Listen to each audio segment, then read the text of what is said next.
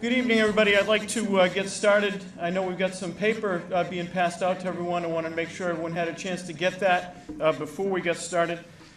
First of all, for those of you that don't know me, I am State Senator Bruce Tarr.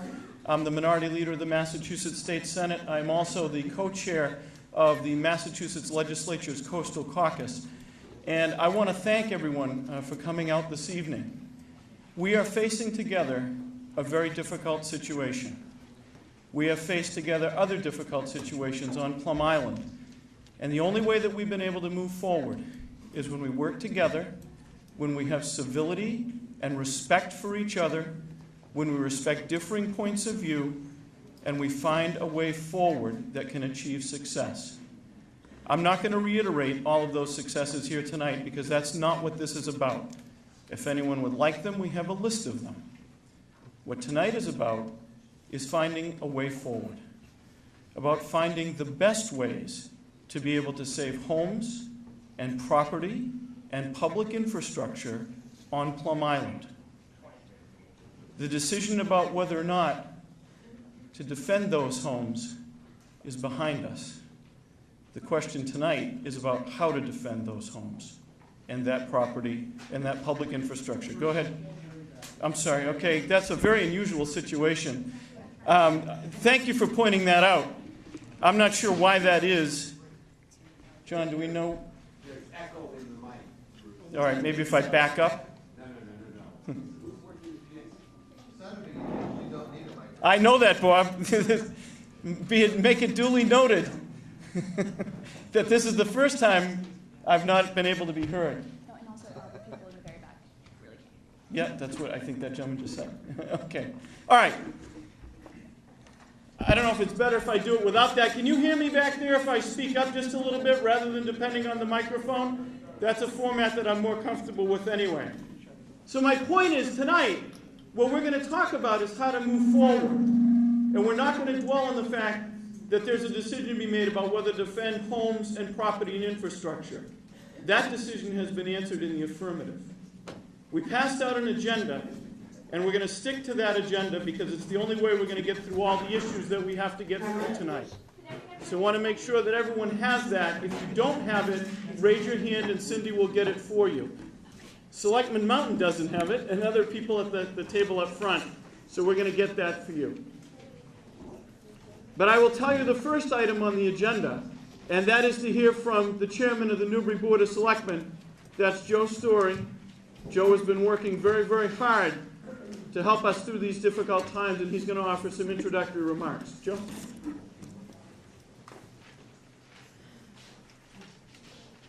First of all, I'd like to thank everyone here like Bruce did, especially thank Bruce. He's been solid as we've gone through these issues for years.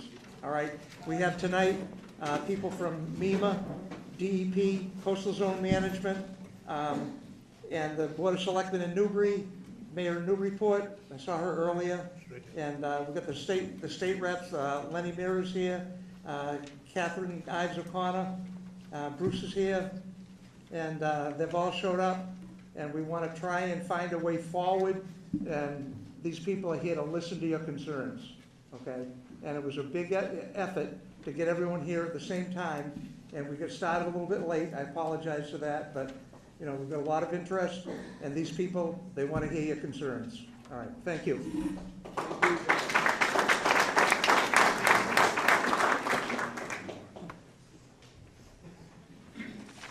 Thank you, Joe. I'm going to ask everyone at the front table in just a moment to introduce themselves before we get started, but I also want to recognize a couple of folks that are not at the front table who are very much our partners in this endeavor. One is Drew Russo from Congressman Tierney's office. Please wave so everyone can see you. The other one is Chris Lang from Elizabeth Warren's office. Thank you for being here as well. And from Representative Costello's office, way in the back of the room, is Fred Lucy. Fred, thank you for being here with us. I know that a lot of the people in the front of this room are familiar to everyone, but I know some of them aren't. So what I'm going to do is start and ask everyone to go right down the line at this table so that everyone knows who everyone in the front of the room is. So Jerry, can we start with you? Jerry Klein, Salisbury Selectman. I'm Rich Zingarelli from the DCR Flood Hazard Management Program. Good evening, I'm Scott McLeod. I'm with the Massachusetts Emergency Management Agency. Hi, I'm Dave Mountain, Newbury Selectman. Eric Worrell with Mass DEP. Ken Kimmel, I'm the Commissioner of Mass DEP. Katie O'Connor Ives, State Senator. Lenny Mira, State Representative. Jim Mahala with Mass DEP. I'm a coastal geologist. Hi, Bruce Carlisle. I'm Director of the Office of Coastal Zone Management. Joe Story, Newbury Selectman. Jeff Walker, Newbury Selectman. Blake Bulgaris, Newbury Selectman. Donna Holliday, Mayor of Newburyport. Chuck Beer, Newbury Selectman. Sam Jocelyn, Newbury Building Commissioner. Tracy Blaze, Newbury Town Administrator. Doug Packer, Newbury Conservation.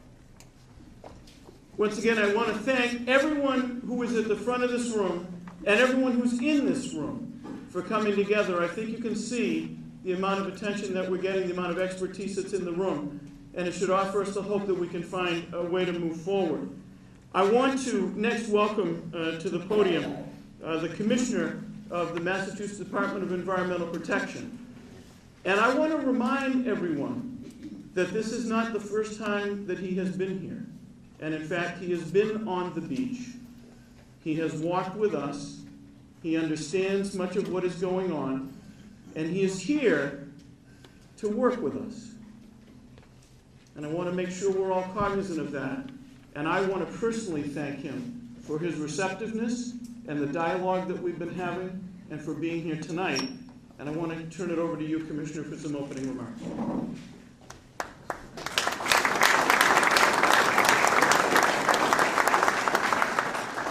Good evening. I'm going to try not to use the microphone as well. Can you hear me back there? Okay, great.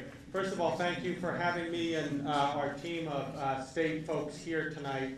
I was on the beach the Sunday after the Friday storm, and I want everyone in this room to know that I was horrified to see houses on the verge of falling in. I've seen on the TV clips houses that did fall in, and I can't even imagine what it's like as a homeowner to experience that loss or to experience the anxiety if your home hasn't been taken by the sea, what it must feel like to sleep every night wondering if the next day or the next storm your house is going to go under.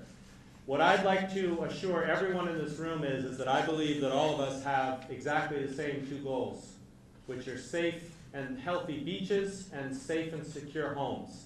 And everyone sitting at the table from the state has that goal, and I believe everyone here has that goal as well. I think the only thing that there's been a disagreement about is the best means to achieve that goal. And tonight we're here to talk about the best way to achieve that goal for everyone. So what I'm really hoping we can do tonight is focus on two things. The long term and on working with each other instead of against each other. And I am very confident that we have the right people here to do that, and that if we do that, we will reach a new place and have a turning point in a relationship that has been strained.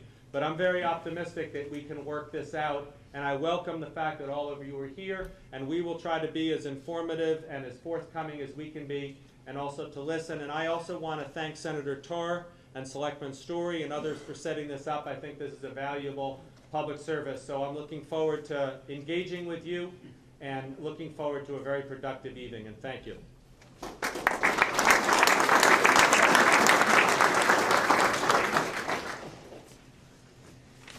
Thank you very much, Commissioner. I want to just say at the outset, I know that everyone wants to say something. I know that everyone has a lot of thoughts. I know that there's a lot to be said tonight. But we're going to follow the agenda, and we are going to have a discussion. But we're going to need to process some information before we get to that discussion. So I want you to bear with us, but I promise you we'll get there. So the first thing that we need to do is define, my words not theirs, the universe of homes that are in jeopardy, and look at those homes with regard to at least a couple of options to start. The goal of this exercise is not to discuss every option tonight, but try to identify as many as we can. And I think we all know the incredible work that Sam Jocelyn, our building commissioner, has done, our building inspector, of understanding. He's talked with folks, he's been sensitive, He's tried to work with everyone on their own individual situation.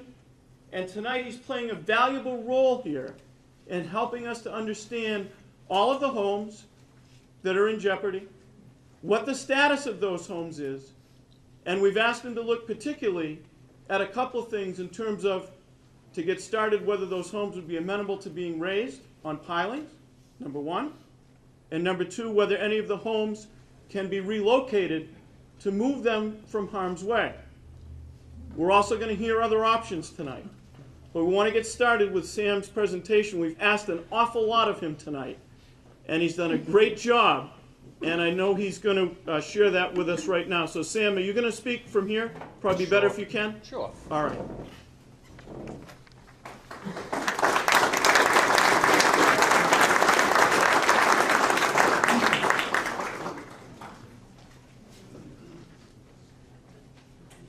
Good evening, everyone. What this board has asked me to do is go down and take a look at the 30 or so homes from Center Island parking lot to the reservation and kind of give them a breakdown and an update of what the possibilities are for homes to be moved on piles. That we all believe is at least step one in protecting these homes. We know we have to do something with the beach itself, the erosion situation, but the homes themselves need to be elevated. We saw a good example was Mr. Connor's. That's where the news crews were for many days. So I'll start with the homes that we know, were lost in the storm. Some of those are planning on rebuilding, some weren't. So out of the 30, we have 6 that were currently destroyed by either falling in on their own or getting to the point where they were so structurally compromised that we had to help them along. And I got to thank the homeowners that I dealt with these 6 residents. It's the most difficult part of my job. I hope I don't ever have to do it again. The homeowners made it as easy in practice for me as possible. I still think about Bazadas going in. That was the first time we had this issue, or at least in my experience, and it's still something I think about pretty much on a daily basis. And now we have 6 more, so most of those folks are going to try and re-permit on piles, and I think if they're planning on rebuilding, that's the best way to go. Beyond that, we have 4 homes down there that are or actually 6, I'm sorry, 6 homes that are currently already elevated. So that leaves us with 18 others. There are 7 homes down there that are fairly easy to move. Either they're small size, so they could be lifted and actually placed on the roadway and moved fairly easily, or we have vacant lots or room in front of them to relocate or drive piles and then move the home onto them and put the foundations in. There's a handful that are going to be logistically challenging, and some that may not be able to be done. The Blue Hotel, it's an old building that's been cut up and added onto so many times now. It's almost 100 feet long. Not a likely candidate, but there are a number of homes down there that, with some planning, that we can move forward with. I do have a listing that you're all welcome to take a look at. I don't know if Bruce wanted me to go through the list at all and expand on who's who. If you want me to I think, Sam, it would be helpful if we understood, I don't know that we need to get into specifics by who's who, Okay. But if we understood the homes by number, how many can be moved, how many can be placed on pilings, those for which there aren't those options, just so we get a sense of that, Okay. And then we can move forward. Okay.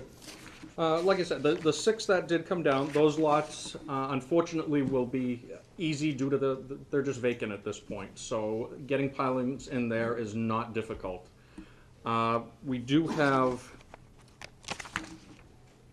7 others that are fairly easy to move. There's a couple that are right across the street from the Blue parking lot. With the Blues' permission, they could be relocated across the street. There's ones that are adjacent to the locations where we lost homes.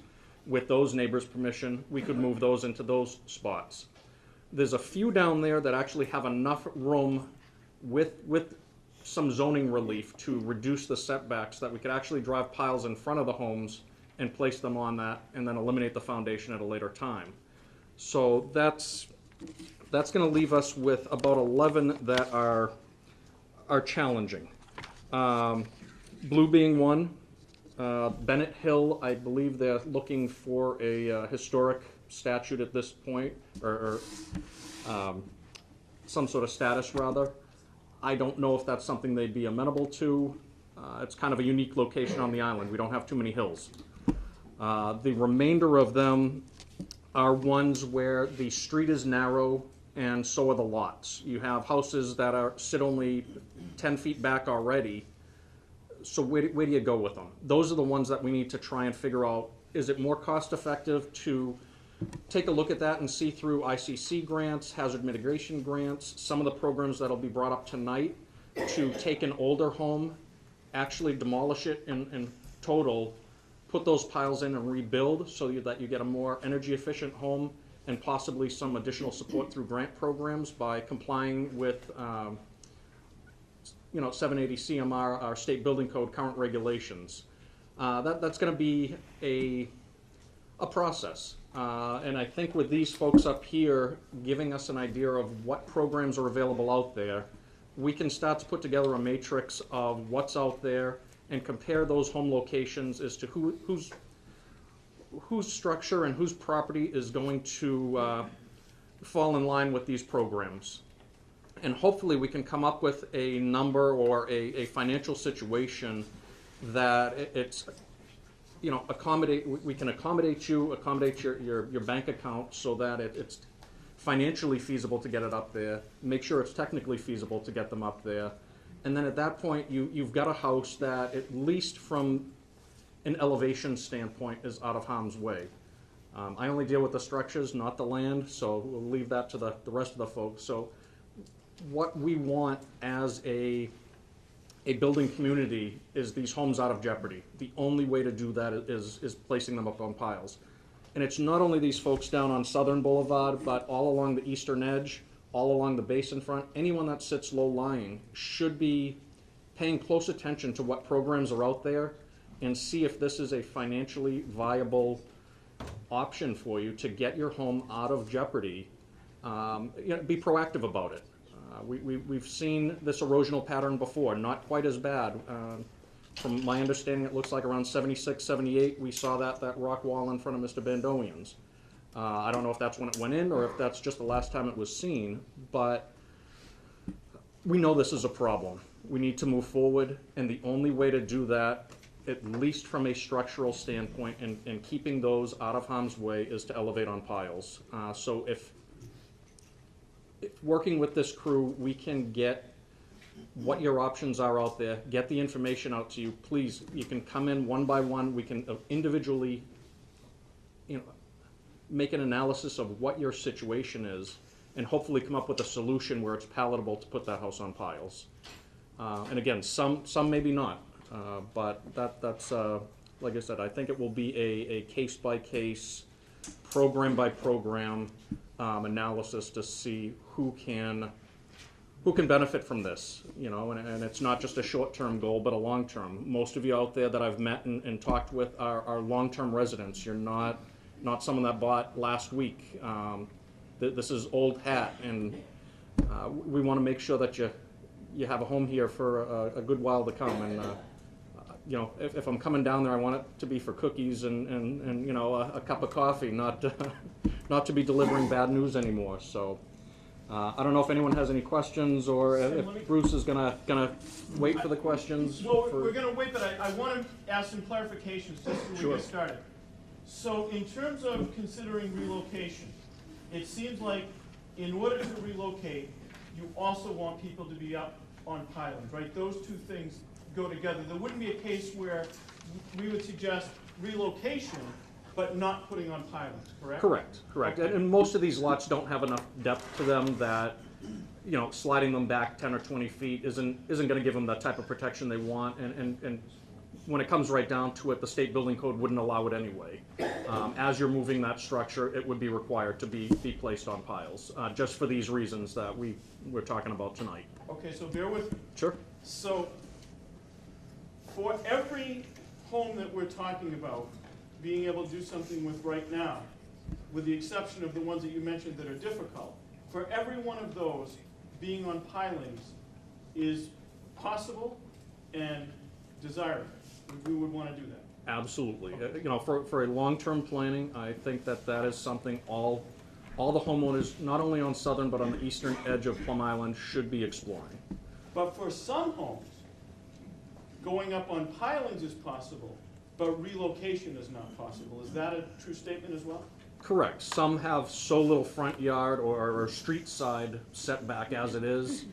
The streets are narrow already.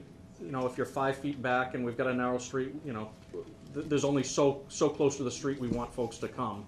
I'm sure our zoning board will work with people to deal with the setback issue. They understand the problems we're facing down there. They live in town and deal with these folks, you know, on a daily, weekly basis. So I don't think that would be anything other than process that you'd already be going through that process anyway, as a matter of you know, just getting through the permitting. And for about 11, it seems like there are going to be challenges with both relocation and putting on the pilings? Yes. Those homes, the technical issues with them, or the difficulties we have, the logistical issues, are, you know, some of them, for example, here we have one that has they have a 15 or 16 feet to the street, and the house is 55 feet long. Obviously, that's a challenge. There's no abutting neighbor to place the house on. These are one of the cases where maybe you want to look at the house and decide, you know, with the grant programs, with the other things, what shape's the house in? You know, is it feasible to eliminate the house and build new? And I know, you know, I don't want to spend these people's money, but that's why each one of them has to come in, talk with us, see what programs there are. Some are smaller homes that maybe they're not worth moving at this point. They're you know, we're truly cottages that have kind of stepped up a bit, and it may be easier to just eliminate them and more cost effective. But some of them, I just think it's going to be a challenge to elevate, and hopefully we can come up with some sort of solution. And that's not to say it can't be done, but it needs a much harder look than what I did. Basically, I took a look at your setbacks, the size of the house, and just logistic placement of the homes that are already there. And could you, with neighbors' lots, with streets, with parking lots, make that relocation short-term to get the piles in and get it on there. So 11 are going to be a little bit challenging in doing that. I only have a couple more questions, Sure. and then I'm going to let you off the witness stand. So, Excellent. But, and I apologize for the leading questions, but it is clear that there is precedent on Plum Island for zoning relief, correct? And there's no doubt as to finding of hardship. I think by definition we've got hardship. Absolutely. I don't see there being any issue with zoning. If they're a very understanding board, voting, if they were voting with their hearts, it wouldn't be a problem, but even voting by 40A, it's not only not a problem, it seems like a given. So we want them to be motivated by their hearts, but to think with their brain. We got You got it. All right. So the last question is, and this is a very important one, is it seems to me that it's beyond doubt that being able to relocate and or go up on pilings provides meaningful protection. Absolutely. And I mean, that's why our codes force new homes to be there, and the grant and loan programs, everything encourages homeowners to get there, because it is one of the few ways to make sure that house doesn't fail, is to get it above the ocean. We know it's difficult to impossible to stop the Atlantic, so we literally have to rise above it. Sam, thank you very much. All right. Thank you, folks.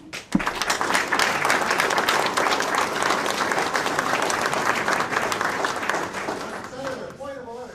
Can we ask questions? We're going to have some questions at the end, Bob. once we get through this information. The building inspector already was talking about a varied options of moving people's homes. And I think there's some follow-up questions that we should be entitled to ask. There'll be plenty of time for that very shortly. And I promise you we will get to it. We're going to go next to the commissioner to talk about, again, the options that you've heard so far. Again, just to make sure everyone understands, there's going to be plenty of time for questions and answer. I'm trying to convince the fire department to be able to provide us with breakfast, but I hope we won't need it. Commissioner?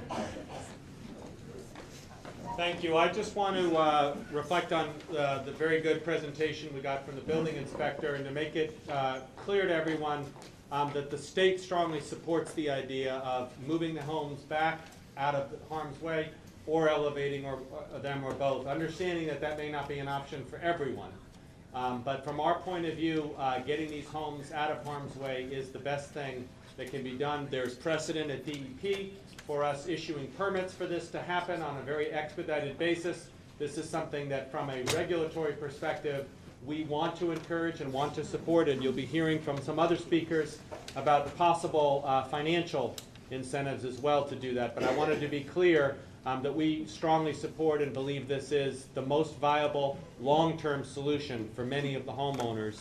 But what I'd also like to point out is that while that process is unfolding, which takes some time, there's undoubtedly a need for other short-term measures. And I'd like to introduce Bruce Carlisle from CZM to come up and talk about some of those short-term measures that have been done on Plum Island and elsewhere while the analysis and the work goes into the issue of elevating the homes or moving them. Thanks, Ken. Again, my name is Bruce Carlisle. I'm the director of the Office of Coastal Zone Management. I think it goes without saying for folks in this room that you know what a dynamic area Plum Island is. It's a barrier island, and you guys are no strangers to the Atlantic Ocean and to the challenges associated with life on a barrier island. And we don't need to go into the science of geology, coastal geology. In case we do a little bit, we're lucky enough to have Jim Mahala here, coastal geologist from the Southeast Regional Office at DEP. We have coastal geologists on our staff, and we interact almost on a daily basis with folks at the U.S. Geological Survey, with geologists at Woods Hole Oceanographic Institution, with folks at the Provincetown Coastal Centers, and beyond. I think based upon the latest shoreline change reports that we work with USGS in doing, we're looking at long-term rates of erosion on average for Plum Island about 3 feet per year. Okay, so that's plus or minus, and that's on average. As you guys know, the areas of hotspot erosion moves. It moves in response to a lot of different forces. The jetties, obviously the human structures in the system complicate things. The jetties and then the groins down the beach. I think what our perspective is that, building on what Sam said, by elevating buildings during the summer season, so there's sort of two general seasons. The winter season is the active storm season, tends to be the erosive season, and the summer season tends to be the build-back season. Okay? By elevating buildings, not only are you reducing your risk from storm surge, but during the summer season, you're allowing material to build back as the wind blows it, and as you can, help it along in its way. So that's a really important thing. I do want to point out something that's available for folks, and I will make these fact sheets available to Joe or to Senator Tarr that we've done at Coastal Zone Management. The first one has to do with raising your property, your building, and for folks who are part of the National Flood Insurance Program, the act of actually raising that building can lower your NFIP premiums. And I would defer to folks at DCR and MEMA, and we can point folks to more information. But so there's that fact sheet.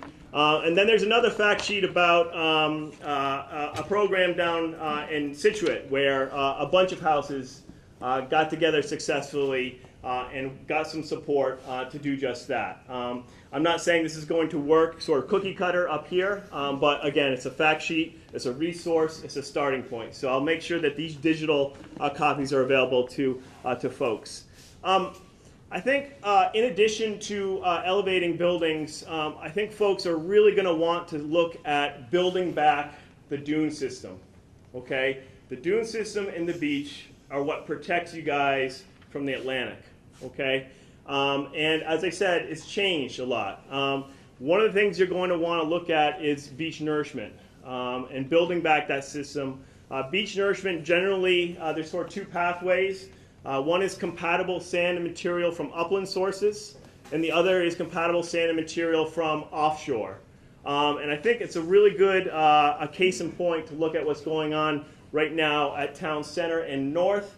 Obviously, it's fluctuated a little bit, but through an Army Corps project with considerable investment of public dollars, with considerable investment from our state dollars through DCR, 120,000 cubic yards from the Merrimack River up onto the beach. And I've been out there a lot. I was out there again today. And just standing at Town Center there just north and looking south, just take a look at where you are elevation-wise and profile.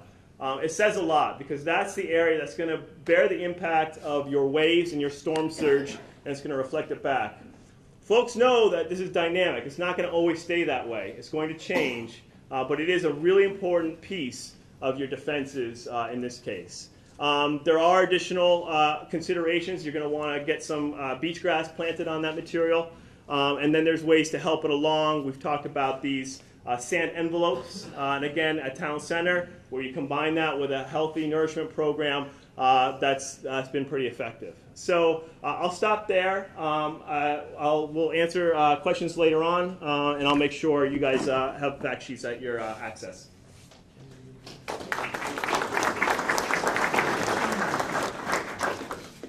Thanks, Bruce. I have some questions for you, but again, I think it's best to hold questions. We'll get through the information and then we'll talk, because I think some of the things you said about short-term measures we definitely need to talk more about, but I want to try to get through all the information to begin with, and we can come back to that. So we're going to next hear about some financial assistance. It's one thing to say that moving a house or putting it on pilings is possible. It's another thing to say that it's feasible with regard to the cost of doing it versus the benefit of doing it, right? We've clarified that there is some benefit, but it's not a given that it's affordable or that it's cost effective, and that's what we want to hear about next, is what resources are available. And we're very lucky that we do have Scott McLeod here from MEMA. But before I introduce him, I also want to thank Chief Riley for his efforts to open the discussion with MEMA about hazard mitigation and for the work that he's done. Because this isn't something new. This is something the Chief has been working on for a while. And Scott's been very good in those discussions. But obviously, the need has become much more urgent. So Scott is going to talk to us about what programs are available to be able to address those two options that we've discussed so far. Scott? Thank you, Senator. I also want to, say thank you to the folks on the board and to Chief Riley for the invitation to come and speak to you tonight. Tonight is about talking about opportunities, and the grant programs that I'm going to be speaking about are part of the long-term solution. I'll get into a little bit more detail, and folks from my office are actually passing around some slides with some additional information, so if you had a desire to follow along, I wouldn't be a good bureaucrat if I didn't have a PowerPoint presentation. So as we get into this, just to kind of set the framework for what we're talking about when we talk about these FEMA-funded, state-administered grant programs. So these are federally funded hazard mitigation grant programs. The funding comes from MEMA, through MEMA and DCR. We have a state hazard mitigation team. It's a partnership that has been in place, MEMA and DCR, for the better part of 20-plus years. The two agencies work very well together. We have the relationships with the local officials in dealing with the FEMA programs, folks like Chief Riley. Rich Zingarelli from the DCR Flood Hazard Management Program has the experience and knowledge of working with the FEMA flood maps and the NFIP program. So it's a joint partnership that we found is very successful. So as I said, these are federally funded grants. At the end of the day, FEMA is the one that's going to make decisions about what ultimately they will fund. If you think of MEMA and DCR as the conduit for applications and access to this funding, that's the best way to do it. You, as residents, the focus tonight is really on what you can be doing to mitigate your individual properties. In the same way that we're the conduit for funding and applications between the local officials and the federal officials, Chief Riley and the folks at the local level are going to be your primary point of contact as you're dealing with and looking at the feasibility. We've heard, cost effectiveness talked about from a number of different speakers, and that will be reinforced as I go through some of my my talking points here. But when we're talking about these FEMA mitigation grant programs, again, we're not talking about things like coastal infrastructure, hardening of facilities. These grants are not intended to fund things like seawalls, jetties, beach nourishment. They're looking at more long-term solutions, as we've heard from Sam and some of the other speakers about, lifting those properties and getting them above the base flood elevation. The other thing to keep in mind with these FEMA mitigation grant programs are that they're not emergency-type grant programs. Unfortunately, they take time to get from the application process through the state and federal review process to the point where you're ultimately determined whether or not you've got a cost-effective, engineering feasible project that FEMA will fund. So they take time. They're not emergency-type grants. As I mentioned, you as property owners, you're really going to be dealing with your local officials, dealing with Chief Riley on the application piece, dealing with Sam on the building component piece. In most cases, probably looking to hire your own structural engineer to take a much closer look at your structure to make those determinations about whether it's feasible to lift it or relocate it. One of the other things to keep in mind, I mentioned that these programs and the process takes time. Unfortunately, with these grant programs, and these are federal rules that we administer, unfortunately, you're not able to do the work and then ask FEMA to get reimbursed for the project. So FEMA really needs to be at the table approving your project before you start any work on these projects. So when we... Stop, can I interrupt you for 1 second? Sure. I apologize for the interruption. There's a Saab parked across the street that's blocking in a worker who's trying to go home from the butchery. 2814 JF. If that's your Saab, could you please move it? Thank you, as you work. Thank you, Chief. So when we talk about hazard mitigation, what we're really talking about are long-term, environmentally sensitive solutions that are going to provide a reduced risk from natural hazard vulnerability. We want you to think about building better and stronger and not just simply replacing what's there. We often tell folks when we're reviewing these applications and coordinating with FEMA, we don't like to see words like repair, reconstruct, or rehabilitate, the 3 R words. FEMA is really looking for things like upgrades, improvements, and enhancements over what currently exists. Again, an increased level of protection from those natural hazards. I'll talk to you a little bit about the programs that we administer on FEMA's behalf here in the Commonwealth, and I'll preface this by saying there are some major changes coming down the road at the federal level when it comes to these programs. Historically, we've worked with 4 separate mitigation grant programs here in Massachusetts.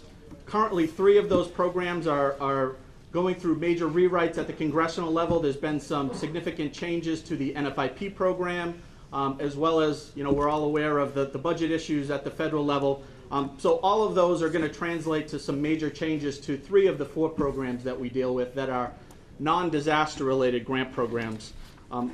We don't have a firm time frame from our federal partners on when exactly those programs will be available, when the program guidance associated with those grants will be issued. It could be several months, it could be the better part of 6 months, it could be the start of the next federal fiscal year. We just don't know. So that's the bad news. I guess the good news is with some of the recent events that have occurred here in Massachusetts, there have been a number of federally declared or presidential disaster declarations. When that occurs, FEMA also has the ability to turn on mitigation grant programs with that disaster assistance. So in the coming weeks, we'll actually be opening an application period for a pot of several $1 million worth of post-disaster hazard mitigation grant program, or HMGP funding.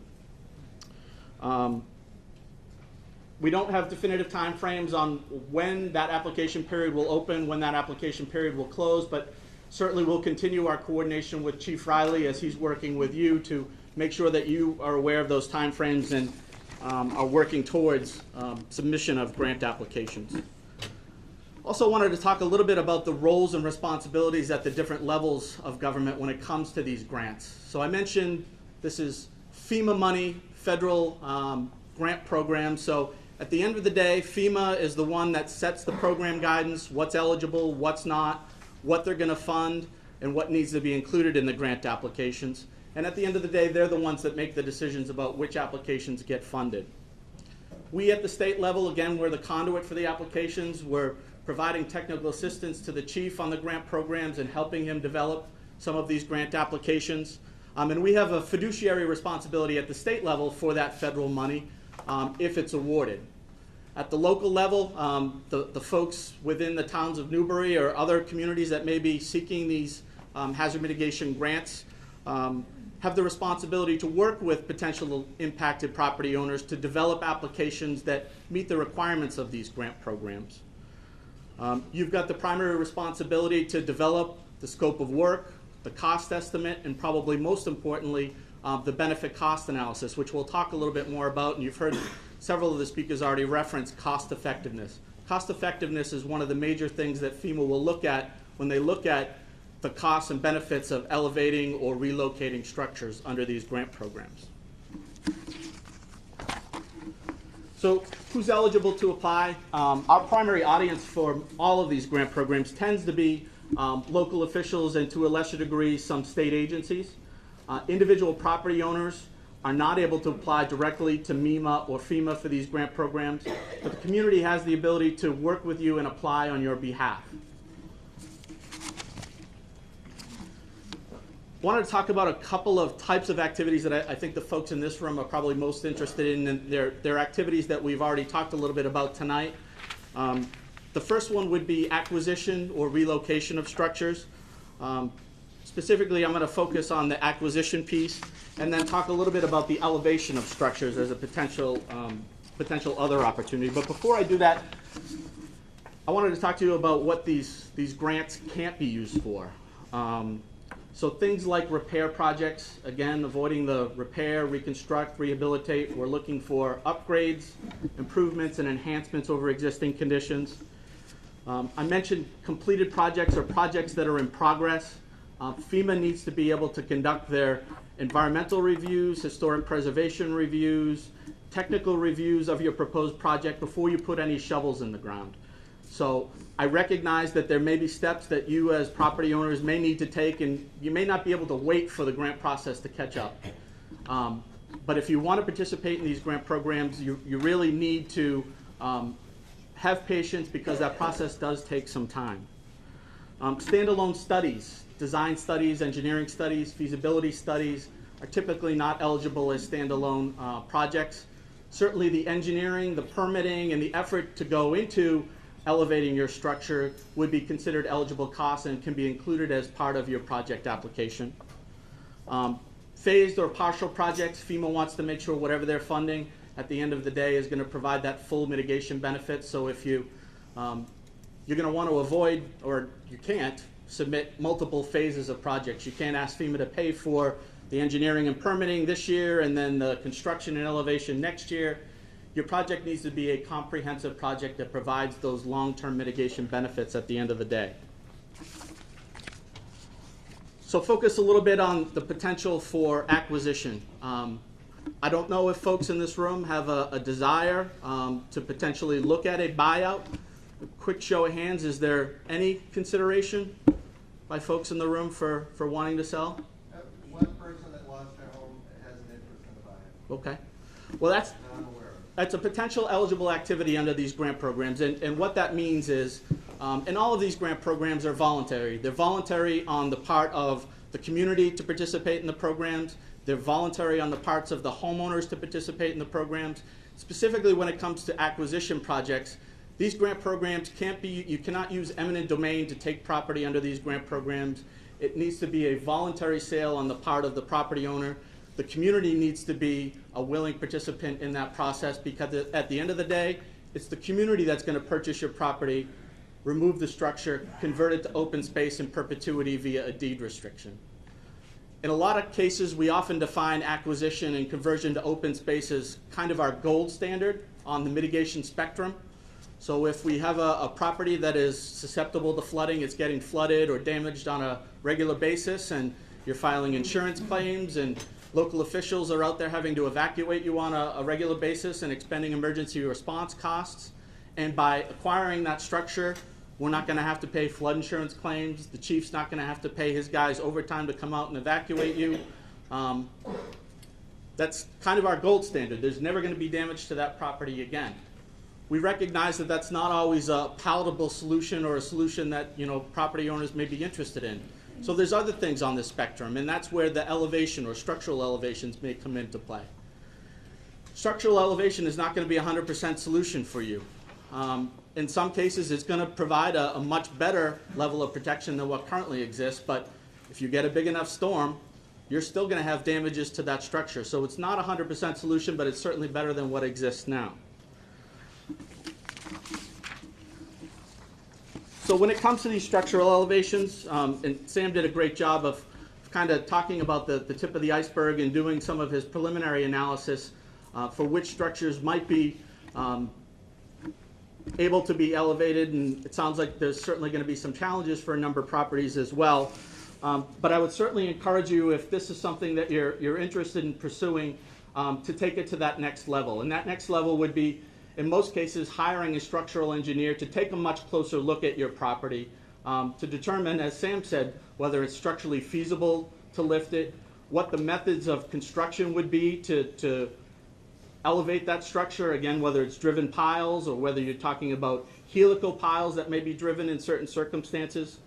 The other big piece of this is the coordination with your local officials, with Sam, with your planning department, with your zoning folks, and with your conservation agent, to make sure that what you're proposing to do and your proposed project is going to be permittable, it's going to be cost effective, and at the end of the day, it's going to actually be above that base flood elevation. One of the ways that you can help yourself figure out how high you need to go is through an elevation certificate. This is traditionally done by a surveyor or an engineer, and identifies where your first floor living area is in relation to the flood zone. And that's really kind of your starting point, is trying to figure out where you are currently and where you need to be above that base flood elevation. We'll talk a little bit more about benefit cost analysis, but with acquisitions, with structural elevations, as I said, all of these federally funded grant programs come with a benefit cost requirement. FEMA wants to make sure that they're funding cost-effective projects that are going to provide those long-term mitigation benefits. Something else to keep in mind when we're talking about structural elevations is, as a property owner, to participate in these federal programs, mitigation grant programs, you're going to be required to have a current National Flood Insurance flood policy on your property at the beginning of the project, and you'll also be required to maintain that flood insurance in perpetuity for the life of that property, and that's generally done through a deed restriction. To talk a little bit about the grant cost share and some of the potential opportunities for FEMA to assist with these activities. For the most part, the grant programs that we're talking about tonight, the mitigation grant programs, are funded on a 75% FEMA, 25% non-federal match. If we're talking about projects to benefit structures, privately owned structures, in most cases that 25% is coming from the property owner directly. And that 25% needs to be in direct support of the proposed activity. There's a little bit of risk reward here. Certainly there's going to be some cost and expense and time on your part up front to work with a structural engineer, to consult with your local officials, to identify whether you've got a viable, cost-effective project. But the good news is there's the potential that if at the end of the day you've got an eligible activity that is cost-effective, the grant program may be able to help reimburse you 75% of those costs. The bad news is if you expend those funds to help you figure out if you've got a project and at the end of the day FEMA is not able to fund it, we're not going to be able to reimburse you for those costs that you've expended up front. So some of those engineering costs, the planning and permitting costs, et cetera. So a little bit of risk reward.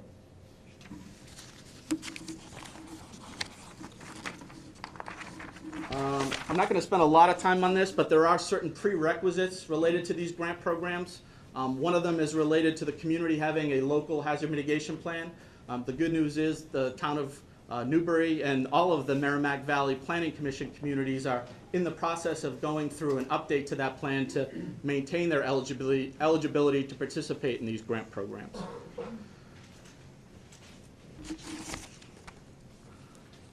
You want to talk about benefit costs? I'm going to turn it over to Rich Zingarelli, who's going to talk a little bit more about the benefit cost analysis portion of the grants.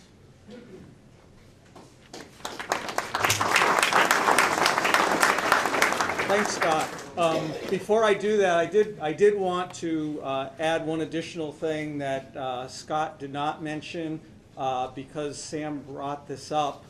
In terms of elevation of structures, the only thing that's eligible under the grants is elevation of your existing structure. So taking your current building, your current house, and elevating it on a new foundation. If you find that you need to, as Sam described, maybe in some cases, it makes more sense to demolish your existing home and put a new structure on a new foundation, that unfortunately is not eligible under the FEMA grant program. So as you go through and make that decision personally, that's something that you would need to consider as you're going through the process of making that decision. As Scott mentioned, and has been described in a number of cases, these grants do need to go through a benefit cost analysis, and that's something where the town officials, the chief and his team will be working to put that information together as part of the application, but they'll be looking to you to provide a lot of the information that's needed in doing that benefit cost analysis. Typically, when we're looking at elevation of a structure, the benefits that you're needing to describe and to document are the flood damages that are going to be prevented by your home now being higher and out of harm's way.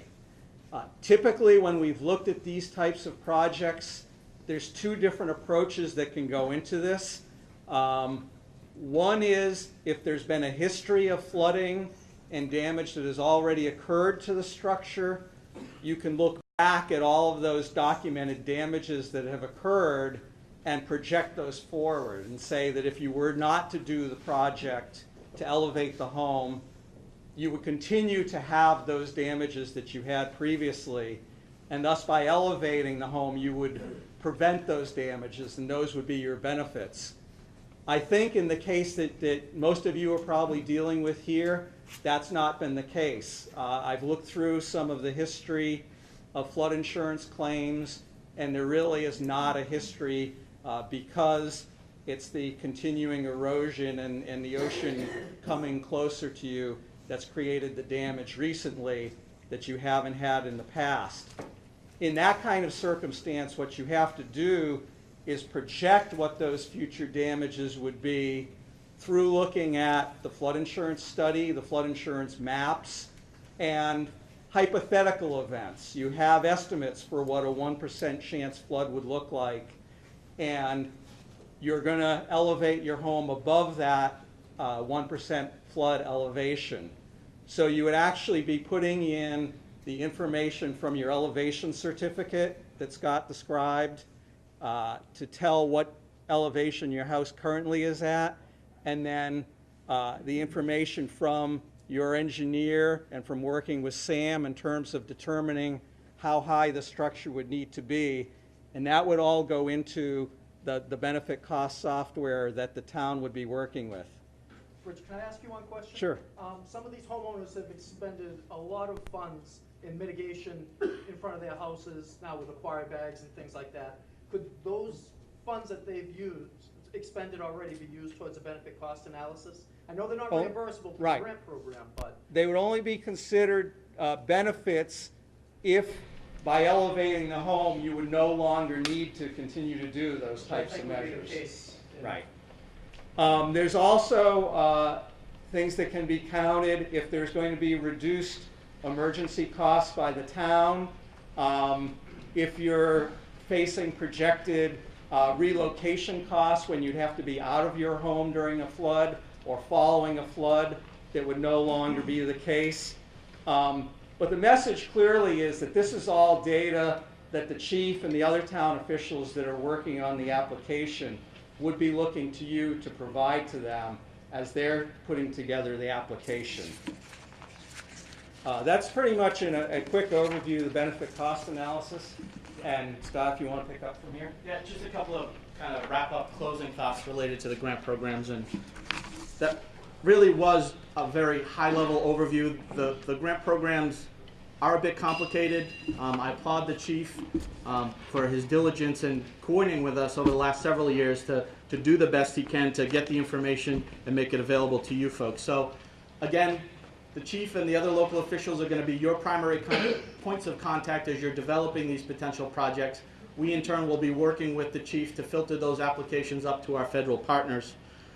Some things to keep in mind if we're successful in working with you in the town to develop applications for FEMA funding. These are done as a reimbursement program.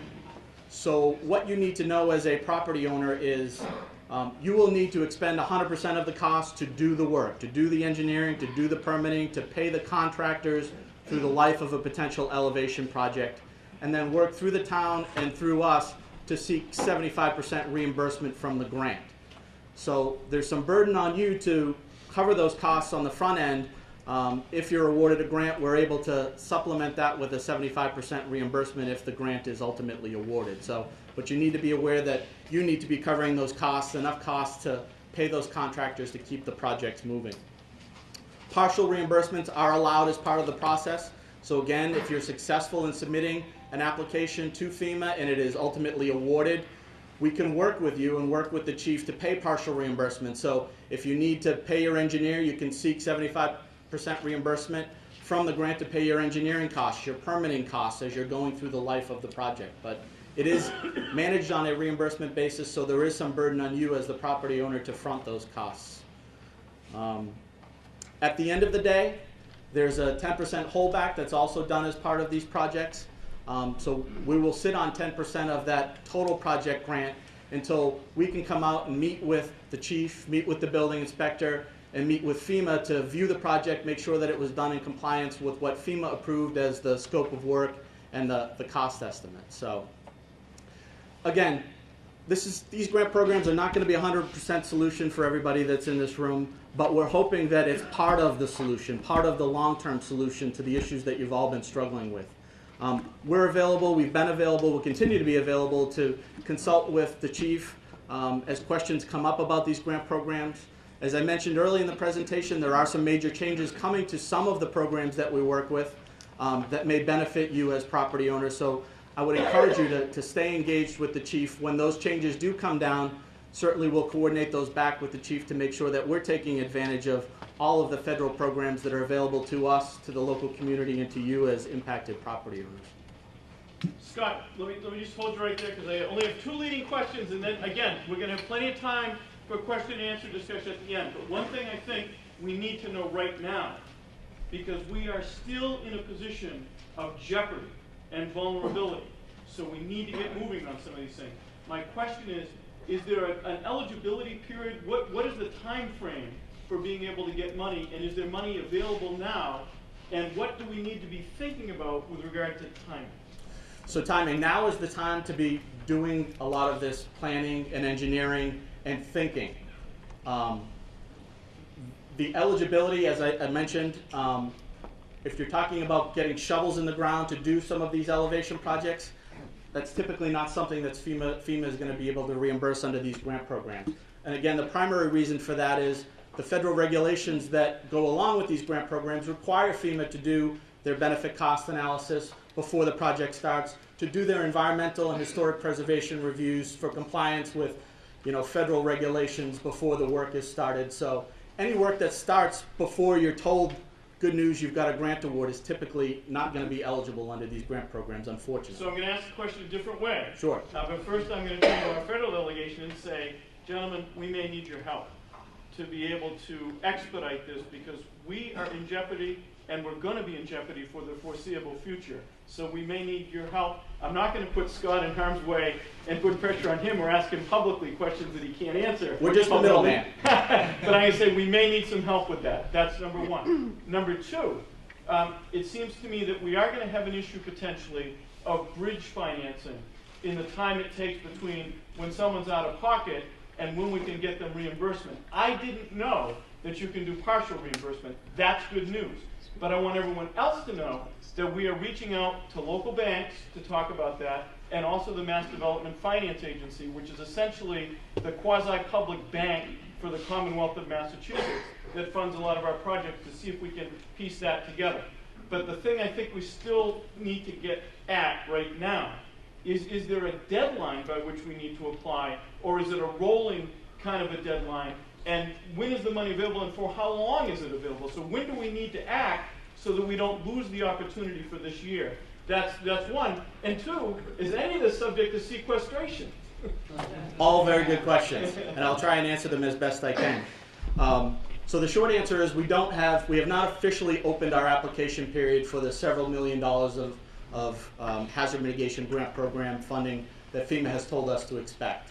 I believe in our discussions we're talking about probably opening that application period probably in the next month or so. I would expect that application period will be open for at least several months to take us into probably the summer season. So there's time, and now is the time to be doing the planning, to be doing the engineering, to be looking at the cost effectiveness, and for individual property owners to be making some of those decisions about, is it worth it for me to go ahead on my own to protect my property, or does it make sense? Do I have some time? Should I take my chances with a grant application? I can't really answer the question on the sequestration.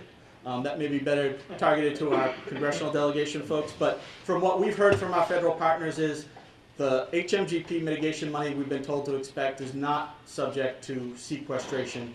It's part of the disaster relief fund, which is somewhat insulated from the sequestration process. I'm looking at nods of general approval from that part of the room, so I'll take that as a positive without committing them to it. And I just want to, I think that covers it for right now. Obviously available, but go ahead. Just to touch on two other questions, the bridge financing, I think it's a fantastic idea to potentially look at local banks that may be able to help assist with low interest loans for that time period. I will tell you that the turnaround time for those reimbursements, we do try and expedite them as best we can, but again, it takes time. The property owners are going to be working through the town is going to submit that paperwork through to MEMA. That process can take anywhere from 30 days up to 60 days, again, depending on the quality of the reimbursement package and any follow-up that may be required. So if you're thinking about timeframes and how long you may need to float those funds, I would say if you use 30 to 60 days as the time period to potentially get that reimbursement back to you, it's probably not a bad estimate.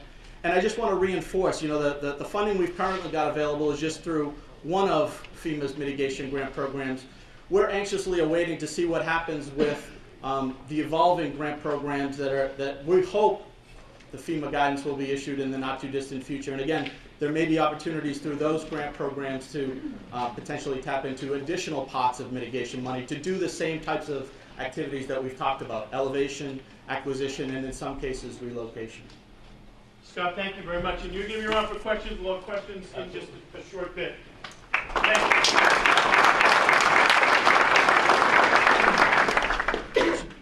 Good. Okay.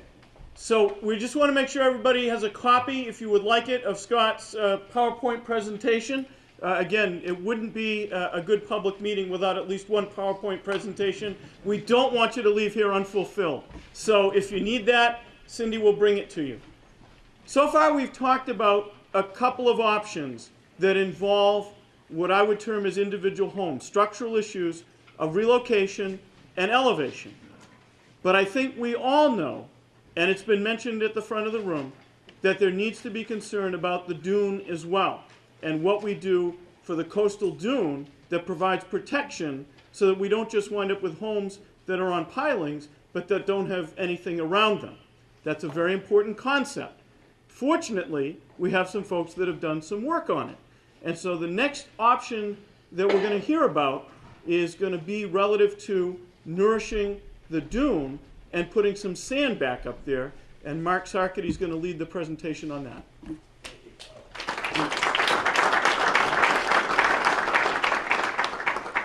Good evening, folks. Thank you all for being here, by the way, and thank you all for being here as well. We appreciate hearing the potential solutions that have been offered this evening.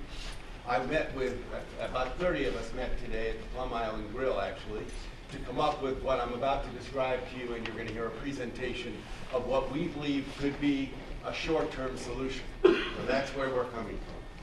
Mark, can I just ask you to elevate your voice as much as you can? Absolutely. Comes naturally to me, not so much for others. Well, you know how soft-spoken I am, Bruce. All right, so folks, if I speak like this in the back of the room, are you okay? Yep? Okay, great. Thanks, David. So, an appeal to you all. Some of us have heard the term public servants.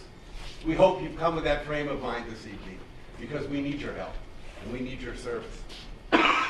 Second, it's really important to define what the problem is.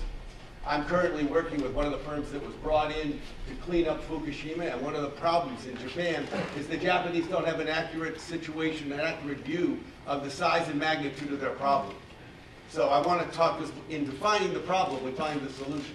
Right? So here's how we think, and what we think the scope of the problem is. We are living in an emergency right now. Whatever you folks may say or not say, no offense to you all, but those of us who are on the shore are living with a sense of emergency. Just to be clear about the nature of that emergency, actually I want to keep time on myself, so I'm respectful of all of you. I had 65 feet in front of my house on Southern Boulevard as of a year ago. As of 5 months ago, I had 40 feet. As of a month ago, I had 15 feet. And as of now, the cliff of the beach is right at the last step of my porch. So I appreciate the earlier mention of 3 feet of normal erosion rates. We are not facing a normal situation at this point. Just like when we were dealing with north of center, and we proved through the Army Corps study, there was a negative 13 feet erosion going on for 7 years straight. We are dealing with what could appear to be 40 or 50 feet, and I don't even call this normal erosion. This is storm surge that has gone on at an amazing level that none of us expected. Probably you will. I'm going to get to the solution. No, I'm fine with what you're doing. But as you may have noticed, we have some friends from the meeting here with us. And in order for them not only to capture your stunning image, they need to hear your voice. So what I was going to ask is if you can try to do the best you can, Mark, to stay behind the podium so that all these mics, like the one being put in front of you right now, will be able to capture your sound as well. Okay, fine. I'll leave it there. Not a problem. All right. So again, the nature of the problem, we're facing ferocious storm surge. This is not a normal situation. Okay? Many feet, in the course of 2 days, 15 feet of the dune was gone. So as we see it, there's a crisis in front of us, and our view is that the mission is to do something substantive, material, between now and the next storm season. So I appreciate many of the things that have been offered here this evening. From our point of view, the 30 of us who met today, and I believe many people out here in the audience, many of those solutions don't speak to our immediate need. They're good things people should take up. As an example, if we put our homes on pilings, but there's no earth underneath our home, that's not a way to live, right? So yes, maybe pilings, but our view is repair the dune and develop a way to maintain the dune, and some of you up here mentioned that, is the most significant thing that needs to happen in this short time between now and roughly September. The stakes.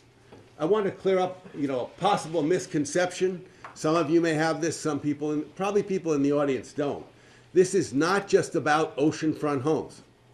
We have a water and sewer system that is right behind those homes that was put in at a cost of $30 million?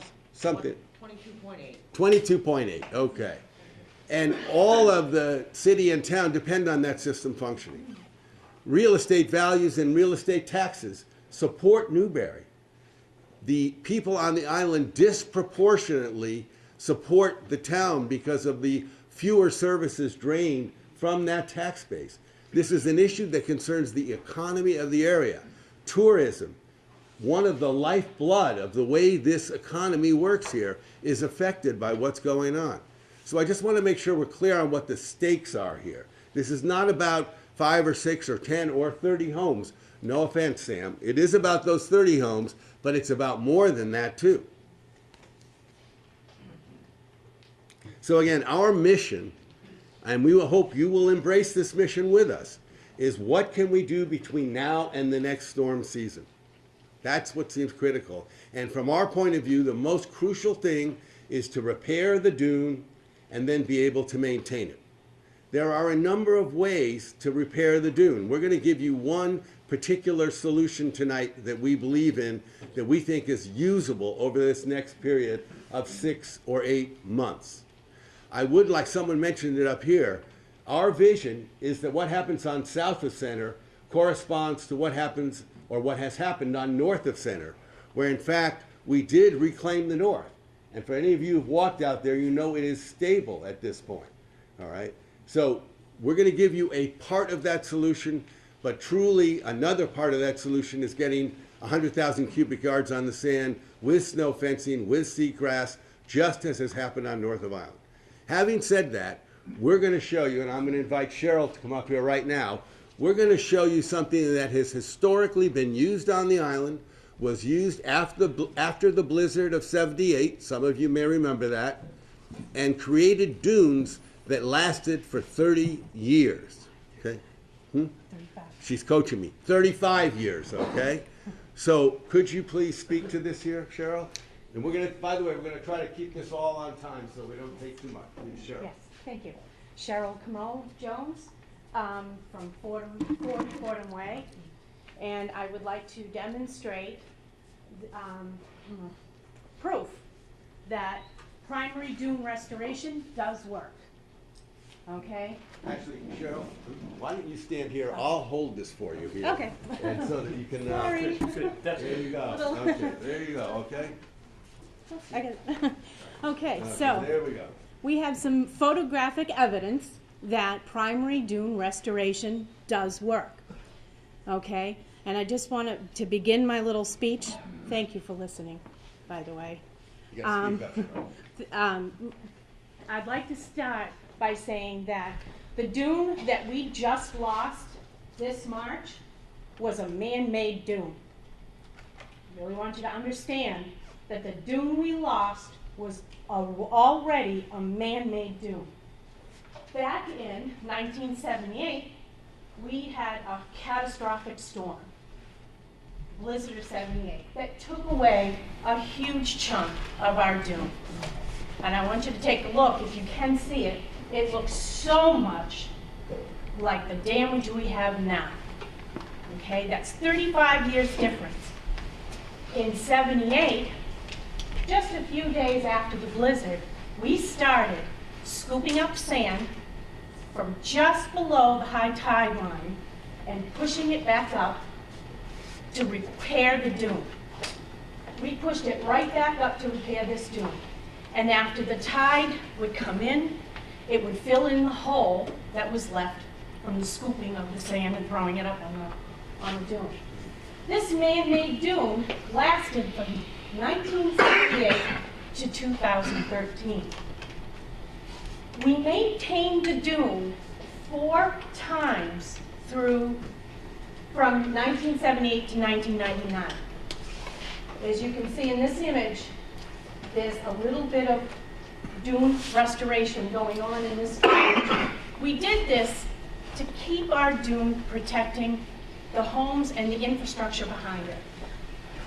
In 1999, Massachusetts Department of Environmental Protection told us that we weren't able to restore the dunes any longer. The dune never recovered. So how long does it take to, how long a dune has to last to be considered a success? Is 35 years enough? This is the condition of the dune on March 6th. The dune restoration was environmentally safe and very economical, and it was of no cost to the taxpayer. In '78, we spent $1,000 to restore the dune. The dune was restored from the center jetty all the way to the last cottage south. It was united we stand, because divided we will fall. And it's evidence that we've been divided and we are falling. Our goal is to unite, put the dune up together for all of us, and we each pay for it ourselves. We're not asking for funds to fix the dune. It worked. So the dune, I'll repeat it again, the dune we lost this in 2013 was a man-made dune.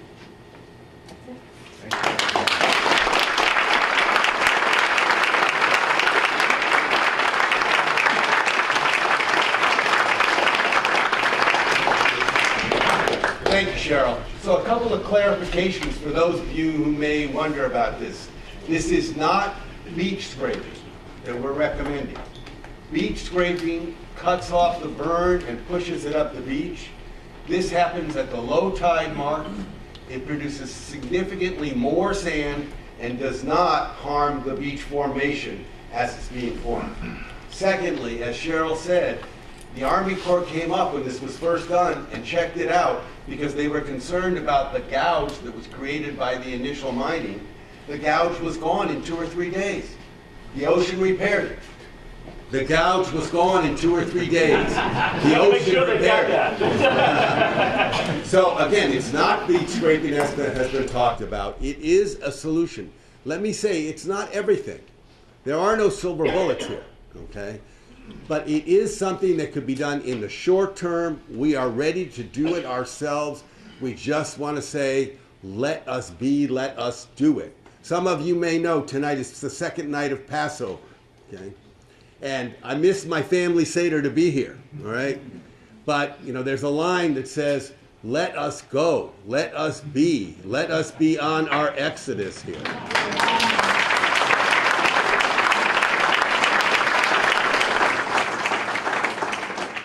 So I'm going to call on 4 people. I'm asking you please each very brief statements and project them. These are people who are part of the community there, and we're going to make very brief statements, and thank you, Bruce, for allowing us to do this. Gingy, first, please. Mark, I just want to let you know, I just got a call from your house, and we're all invited there for a Seder dinner at the consumer. Yeah. I'm glad to know that. And the wine will flow. Please, Gingy. Bring a bag of sand. Hi, everybody. I'm Gingy Tuttle. We formerly had a home at 34 Fordham Way. And I would like to commend Cheryl and thank Les and Nancy that you have preserved your photographs from the blizzard of '78.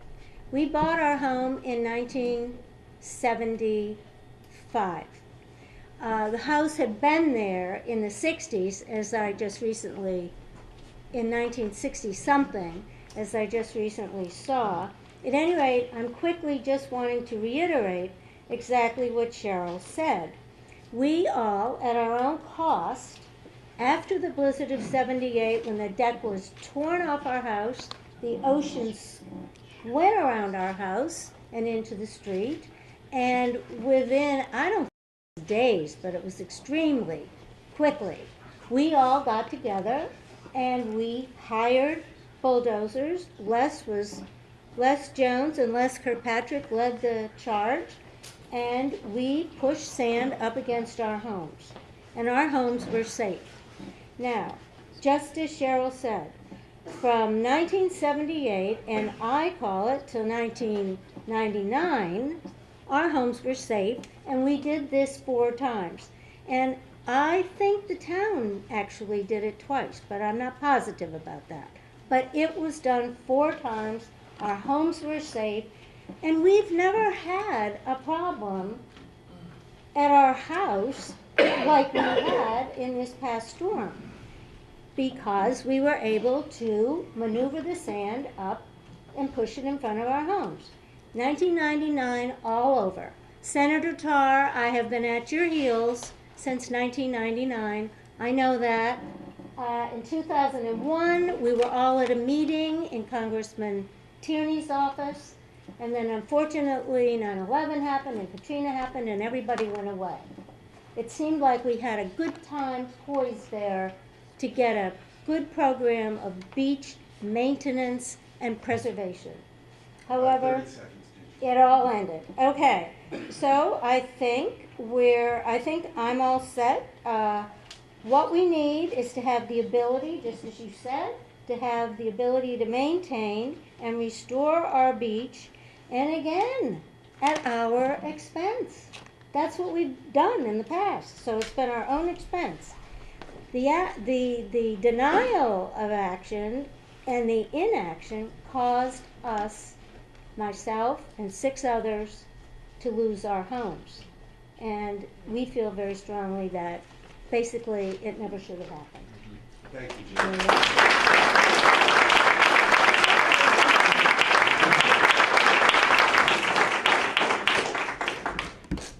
Les, could I ask you to come up, please?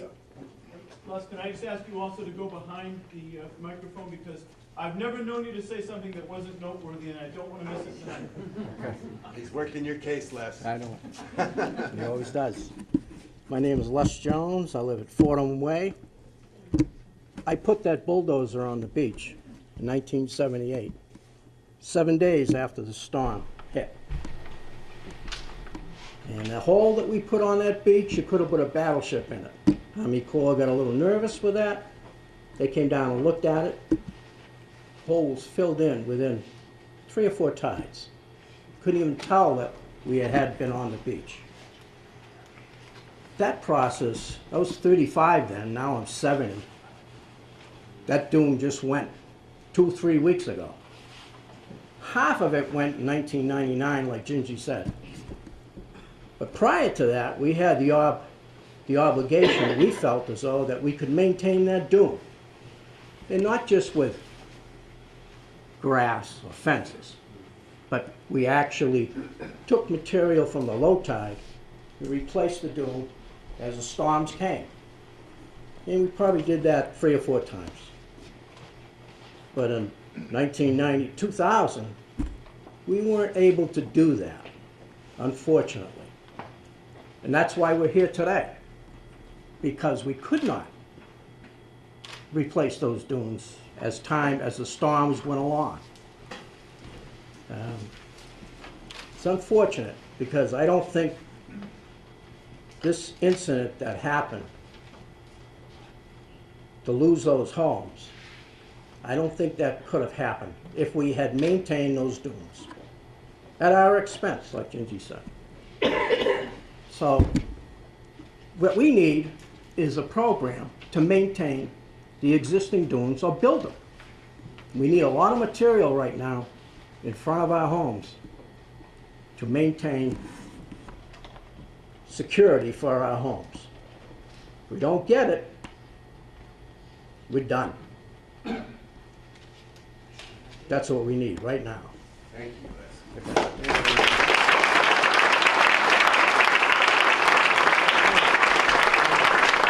Well, I'm a newbie here. I just moved in about a year ago. And no, I didn't cause this, but somehow I'm a little concerned. But I don't have a history lesson. But what I want to do is, first of all, thank the people up here, and in particular the governor, who let me save my house. Because the actions that we took, I probably have a house now because of 1 inch.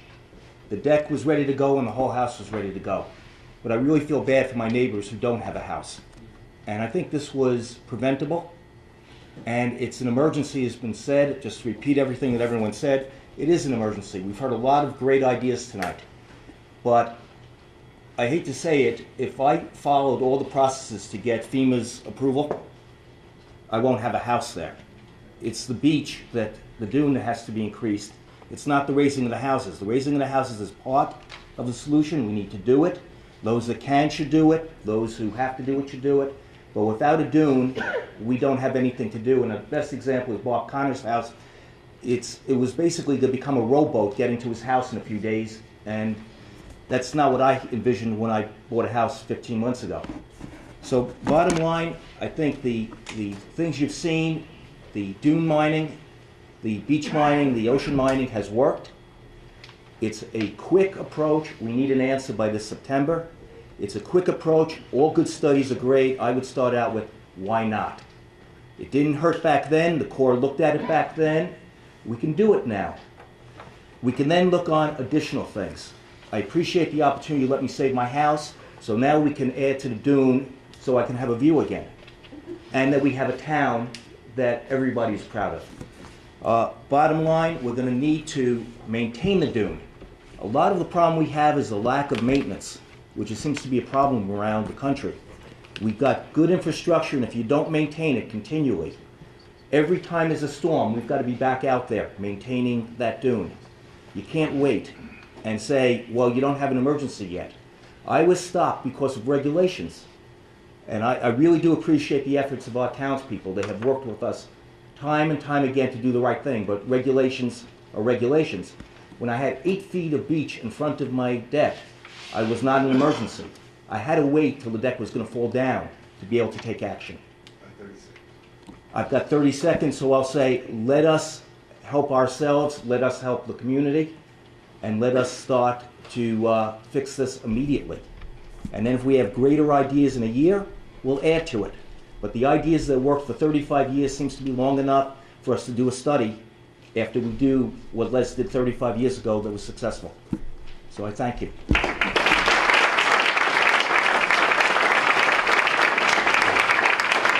So in summation, folks, to own and protect your home is part of the American dream. It's part of why we live here.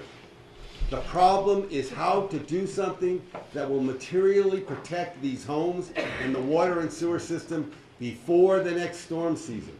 We're proposing a method that was used historically, that was successful. American self-reliance is part of how this country was built. That's what we're putting forward here. We're asking you to just let us do it. So with all respect, thank you very much. Bruce, Mark, thank you. I have one question of clarification, and Please. it's a very important one. Please. The presentation has indicated that what's being discussed is not scraping. That is correct. So we need to understand, not with the specific location, but what is envisioned in this proposal as the source of sand. In other words, let me say it in a different way. How far is it from the low water mark? Well, actually, Les may want to qualify that, or Cheryl might if you want to come up here. But it's the intention, and please come up, the intention is to go as far down to the ocean as possible at the low water mark, pull the sand up, put it up on the dune, not to affect the shape of the beach as we see it. Cheryl, you want to clarify, please? Yes, we don't want here, to, oh, I'm sorry. We don't want to damage the beach as it's building. We want it to build. Where we want to get our sand from is between the high tide and the low tide line, because the ocean fills in those holes, and they fill them in big. Like we described, we could fit a battleship in the hole that we dug between the low and high tide line. 3 tides later, you would never know it was there. We had a beautiful dune replaced, which lasted for 35 years. And the ocean, the beach along the line didn't suffer at all. And our neighbors, because we were united, there was no erosion from the left or the right. Our neighbor on the left and the right side were not affected because we were united. And we did it all together.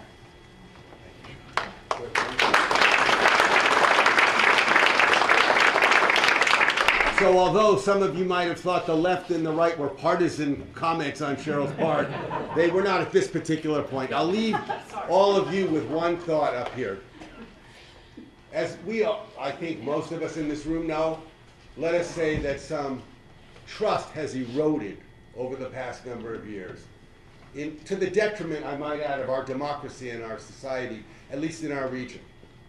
So when I was negotiating, trying to help the Declaration of Principles get signed, which were signed in '94 by Arafat and Rabin on the White House lawn, right before that meeting, a Saudi lawyer leaned across the table in these negotiations and said to an Israeli general, a two-star general, a member of the Mossad, "Aaron," he said, "how can we have trust? Can't we have trust?" By the way, I think trust is what makes all this work. And Aaron said, "I tell you what, let's make a solution that makes things better. We'll live with it for 10 years, and then we can have trust, right? So let's have a solution, folks, that we can live with, and then build trust back into our system." Thank you.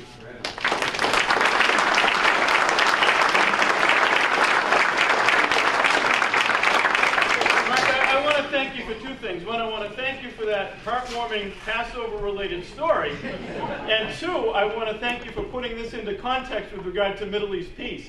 I think it's very important. I just want to point out a couple things. And I want to be very careful about talking in specifics because I don't want to commit anybody to anything at this point.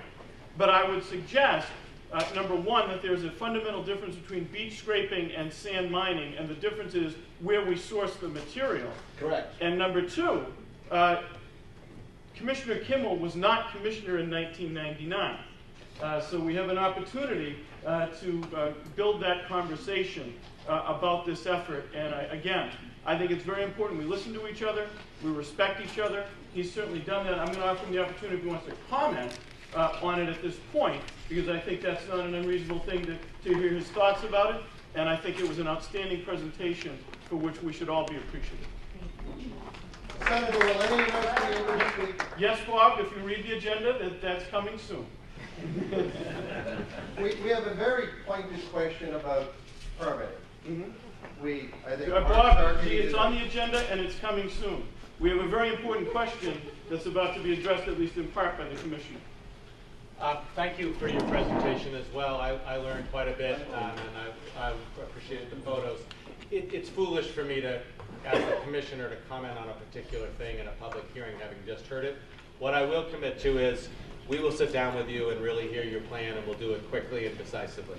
And we're prepared to start that tomorrow. But you know, I don't want to overpromise or overcommit. We have to look at what you're proposing. We have to see how it differs from beach scraping, why you think it's going to work. I understand there's a history to it. I appreciate that. So we're going to have an open mind and have a good conversation with you about it, and I can at least commit to that. Thank you. Thank you very much.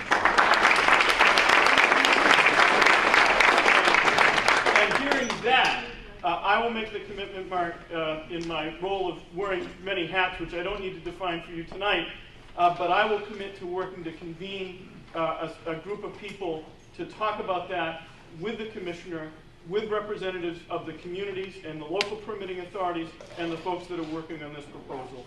And we'll try to do it as quickly as possible so that we can move on that action item, okay? Okay, so now, again, I promised we'd get to this. We had to get through a lot of information. We've gotten a lot of information. I'm going to just fold this up if it's okay with you guys for right now, because I want to... No problem. Thank you. All right, you're welcome. So now's the time for us to have a discussion. And there's going to be some basic rules for the discussion. Number one, there's going to be civility and respect. I think we all came to the room with that tonight. We're not going to leave it now. Number two, I want to make sure that everyone comes to the microphone, or at least the podium, since the microphone's proven somewhat ineffective, and identify yourself. Everyone up here is here to be able to talk with you and to answer your questions. I think we all understand that sometimes we don't have immediate answers to questions because of their complexity or their nature. Number three, we are not going to discuss enforcement actions tonight. This is not the forum to debate publicly enforcement actions. What we're going to do is have a good faith conversation about how we are going to move forward to do the best things we can to save homes, public infrastructure, public health and safety, and the coastal beach. And we're all here in a spirit of good faith to discuss that. So let me ask now for folks, if you want to come up, I'm sure there are many of you. I actually have some questions. If you don't ask them, you will have to suffer through me asking my own questions, but I'm sure you have some. And again, I think it speaks volumes, that everyone is at the front of this room. We had to get through a very difficult situation with regard to the last storm. We did what we had to do. And now we need to talk about how we're going to address the future. And that's the soonest this conversation, in my opinion, could have happened with this amount of information was tonight. It's not the last conversation, it's the first conversation. So let's take advantage of the expertise that's up here. So if folks would come up, and again, if anybody, I know there are selectmen and other officials at the table as well. If you want to ask a question or to make a point, please just come to the podium so that we do this one at a time and we have a focal point. So let's get started. Wow. I don't know. This is his moment. I'm going to ask a question, and the question is for Bruce, because you had one of the first presentations. When we talk about rates of erosion, one of the issues for me involves the cyclicality of those things. For instance, we've heard from a lot of folks that have been around for a long time about the fact that we've had an erosion problem here in the 50s, in the 60s, the 70s, and there's been a dynamic where the beach has rebuilt. We just saw some photos of that. Now, albeit with some assistance, but the point is there's been a cycle of erosion, not a persistent erosive pattern. And so my question is it, in your opinion, a given that we're going to continue to see a straight line progression of erosion, or is it a cyclical situation where we might actually see some accretion? And I'm not referring just to the summer-winter pattern, because I think we all know about that, but over the long term, if we look at it up until now, it seems like it goes up and down. Are we departing from that pattern, in your opinion? No, And I mean, so a couple things. I would ask you to stand, that's all, when we address the question. Oh, Just sorry. so Yeah, do you want me to go? I'm sorry. Yeah, no, yeah, please, no. Okay. It's always a pleasure to hand off to another Bruce. It doesn't happen very often. So you asked a number of different questions there. I'll try to respond as accurately as I can. A couple things. As far as I know, and we can ask coastal geologists, the system itself, due to sea level rise, barrier beaches are going to migrate landward, okay?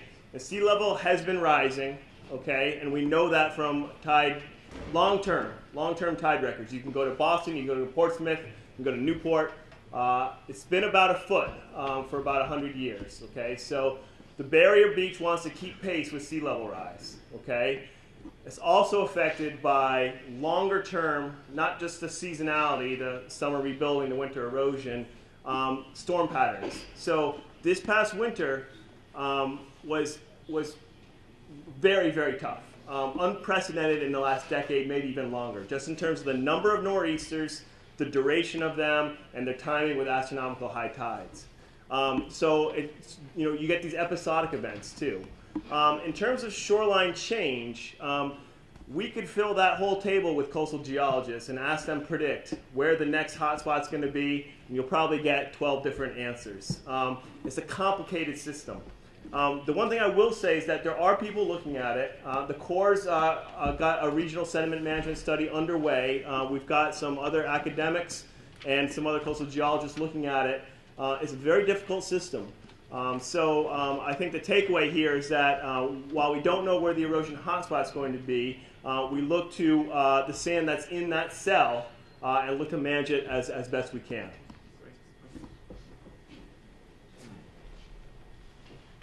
Thank you. And by the way, for those of you that are interested, we are going to have a fundraiser for the Merrimack River Beach Alliance. So we're going to put those 12 coastal geologists in a room, and we're all going to bet on the outcome. A couple of quick things, and again, I want just come on up. I want people to be ready. Tom, if you want to just get in a line, and we'll recognize everybody. A couple of quick things. Number one, because Bruce alluded to it, we have filed legislation to create a coastal erosion commission to look at this issue and to look at the current rules and regulations and how we might modify them. That bill is pending in this legislative session. But I am also going to try, with the help of Senator O'Connor Ives, to put it in the state budget. And if Representative Mira would like to assist with that, he would be welcome to do so that we can get that work started. That's number one.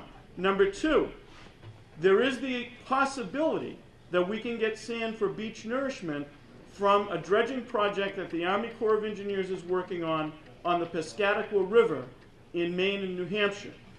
The Merrimack River Beach Alliance is writing a letter to ask us to be considered to receive that sand. The communities of Salisbury, Newburyport, and Newbury, largely through the work of Mayor Holliday and her administration, are all asking for that sand. And just to give you a sense, right now it would cost about $13, $14 a cubic yard. I'm not telling you anything you don't know. To buy the sand, the cost of this sand is approximately $2 a cubic yard. So we're pursuing that option as well. We have all of this information for you in a packet that Cindy's either has distributed or will distribute. The one thing you will notice is that the letter from the Merrimack River Beach Alliance to procure the sand was signed by myself as one chair, Jerry Clyde as the other chair. He didn't sign it yet, but I get a feeling if we ask nicely, we'll get a signature before the night's over. Joyce, go ahead. I want to thank you all for being here tonight to help us on Plum Island. I've been reading the paper a lot lately, all the articles, and I read one about Salisbury's beach that's owned by the state and the problems they're having with their dunes being a dangerous situation because they've all been undermined. And I'm sure in that article I read that they were going to do some beach mining. Now I know they're owned by the state, but they were also going to start dredging the north side of the jetty, and their funds, they're hoping they're going to come from the money they collect. Jerry, perhaps you can tell me if I'm right on this. So my question, is the fact that they're owned by the state give them the right to just go ahead and do this? Ken, can you answer that for me? Do they need your approval? I'll give it a shot. Did everyone hear the question? No. Okay. No. I think if I understood. I'm sorry. You want me to go over that? If I understand the question correctly, it was that DCR is going to need some sand to replenish the Salisbury beach, Which is state-owned. Which is state-owned. And so the question was, are they doing beach mining or sand mining or beach scraping, whatever term you want to use, to accomplish that? And if so, do they need approval from us? Yes. So my understanding is that there's an excess amount of sand that's sort of in a pile, and what they're going to be doing is not scraping the beach to get that sand. They're going to be mining. Well, they may be saying that. My understanding of what they're doing is they're gathering sand from a pile and moving it to other portions of the beach. So that at least have you seen that pile? I have not been up to that beach. That's how it's been described to me. That is not beach scraping. It's not the same thing. Jerry, do you know anything about this? Yeah, a large amount of sand was moved over beyond the jetty into the riverside. Thank you, Ken. And that's what is proposed to be moved back up onto the beach. Okay. So, And the funding is coming from the, there's a trust fund that money comes into the Salisbury from parkers and from campers into the fund that DCR maintains, and it's there for beach maintenance of keeping the beach, and they propose to use some of that money for that purpose. Well, thank you, gentlemen. It makes me feel better that just because the beach is state-owned, it's able to go ahead and do things that we're not. And so now I know they're seeking permits for it too. Okay, thank you. I appreciate the question. I just want to offer a clarification. The reason that that's happening is not because the beach is state-owned. That's what's providing the funding. But permitting is consistent, and if it's doable there, it should be doable in the other two communities. So I just want to offer that clarification. Tom, you next. Would you just please identify yourself? Tom Saab, President of Salisbury Beach Citizens for Change. First thing that I'd like to request is a meeting like this for Salisbury Beach. If we could get some of our representatives and DEP, DCR, our selectmen and so on together for a meeting like this very soon, Jerry. I mean, within a couple of weeks, I think it's very important because Salisbury Beach has suffered greatly. And there's a lot of attention on Plum Island, and we have sympathy for what our brothers and sisters over there are going through. But Salisbury Beach is about to become the next Plum Island. A couple of weeks ago, I spoke at that meeting, and I had been stopped from rebuilding and building up dunes in front of about 20 or so units at the beach. And then, thankfully, Michelle Roden stepped to the plate and gave us a special permit, and with no regard for DEP stepping on her toes or anybody's toes, we were able to go forward and rebuild dunes protecting 20 to 25 properties.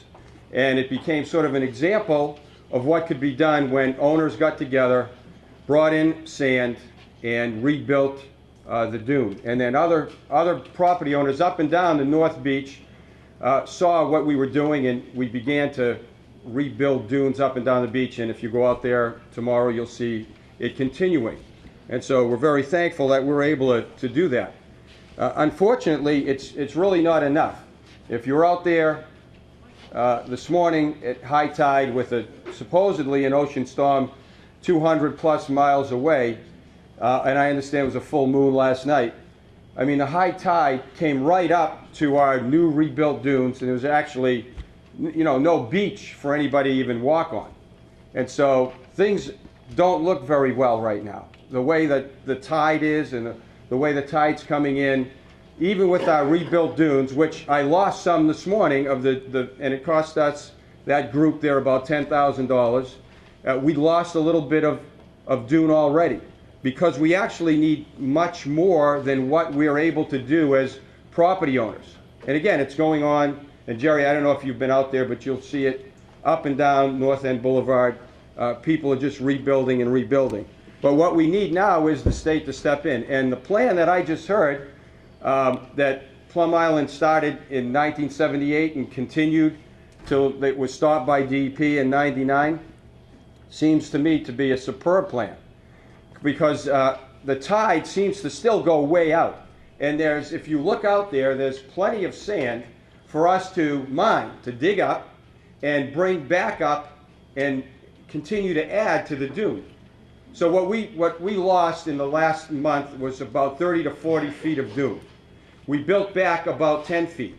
And so we need to mine that sand at low tide. It go right into the water at low tide, just like you guys described. It's a phenomenal plan.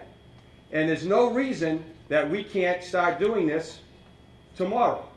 I don't understand what an open mind is about this, Mr. Kimmel. Why can't we just start tomorrow? I mean, you just witnessed these folks from Plum Island tell you that it works.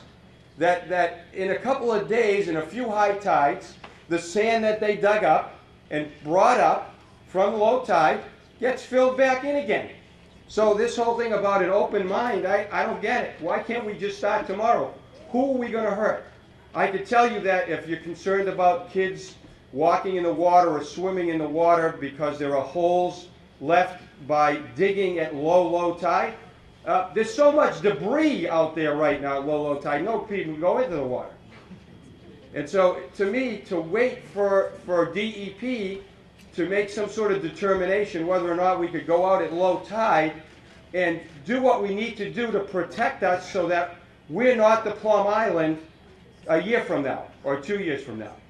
And I would just ask, I would beg DEP to let us start doing this tomorrow. And I'll have my machines out there protecting somewhere between 40 and 50 properties if we could start just bringing some sand up at low tide. Thank you.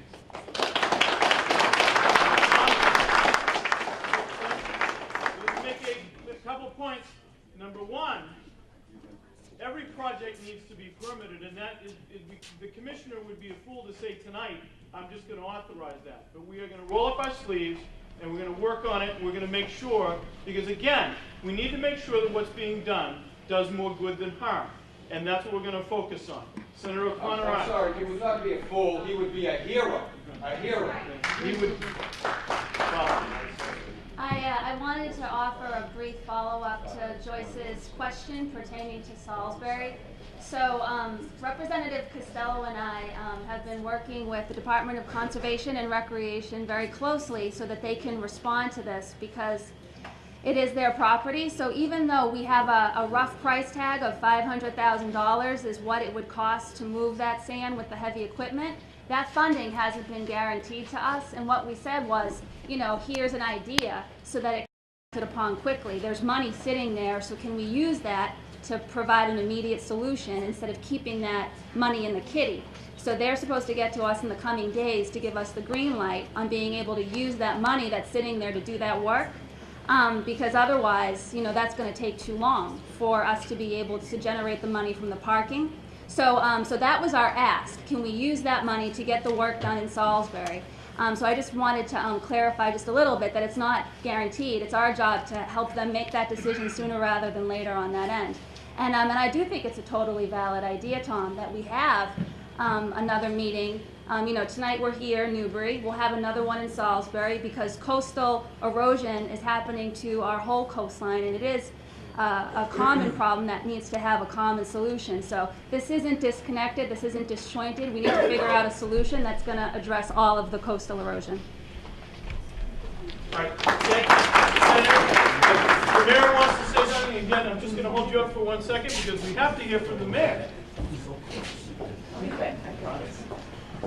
I think the one agency that's missing from the table is U.S. Fish and Wildlife, who has been a problem in terms of stopping a lot of work that we want to do on the island. They restrict time frames that we can work, and I think there's a point where we have to try and figure out how to work with them around protecting plovers versus protecting people's property. This has been a long-standing problem. We've now been fortunate to have Congressman Tierney find another $5.5 million for us to be able to continue to repair the jetties. We have contractors on site right now. They should be able to just continue the work. Now instead, we're hitting the end of the month. This is now, we start April 1, all construction has to stop because of birds. I understand that we have a duty and an obligation to protect endangered species, but we also have to protect people's homes and property and our infrastructure, and there has to be a balance there between that. The other piece I just wanted to say is I wanted to recognize Julia Gofferson. Is she still here? Julia? I guess she left. Oh, here she is. Our conservation agent who was instrumental in bringing Gordon Kennedy up from Safe Harbors to do a whole presentation and a tour of the island on biomimicry techniques that have been very, very successful in Toro. And I happened to have a conversation today with their state rep from the area of the Cape, who is willing to also work with us on this beach caucus that's coming together to talk about issues that are facing all of the coastal communities. But we need to move forward, and we have to be able to have a better balance between protecting homes and the environment and endangered species. So, I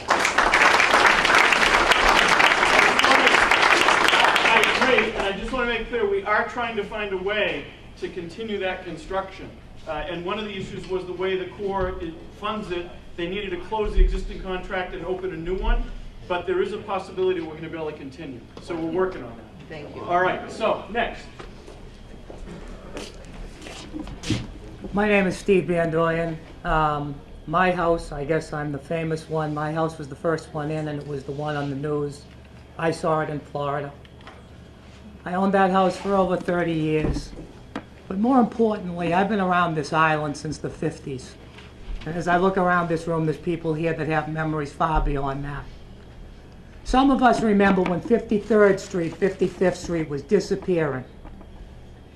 And the houses were being washed away. And they fixed the jetties. And the sand built back out. Then in the 70s, there were down by the church, the sand was washing away. The water was under the building. It was threatening the road. They fixed the jetties, and it repaired. The beach repaired itself, and it nourished itself. We talked about beach renourishment. We talked about how important the dune grass is, and that's going to protect your house.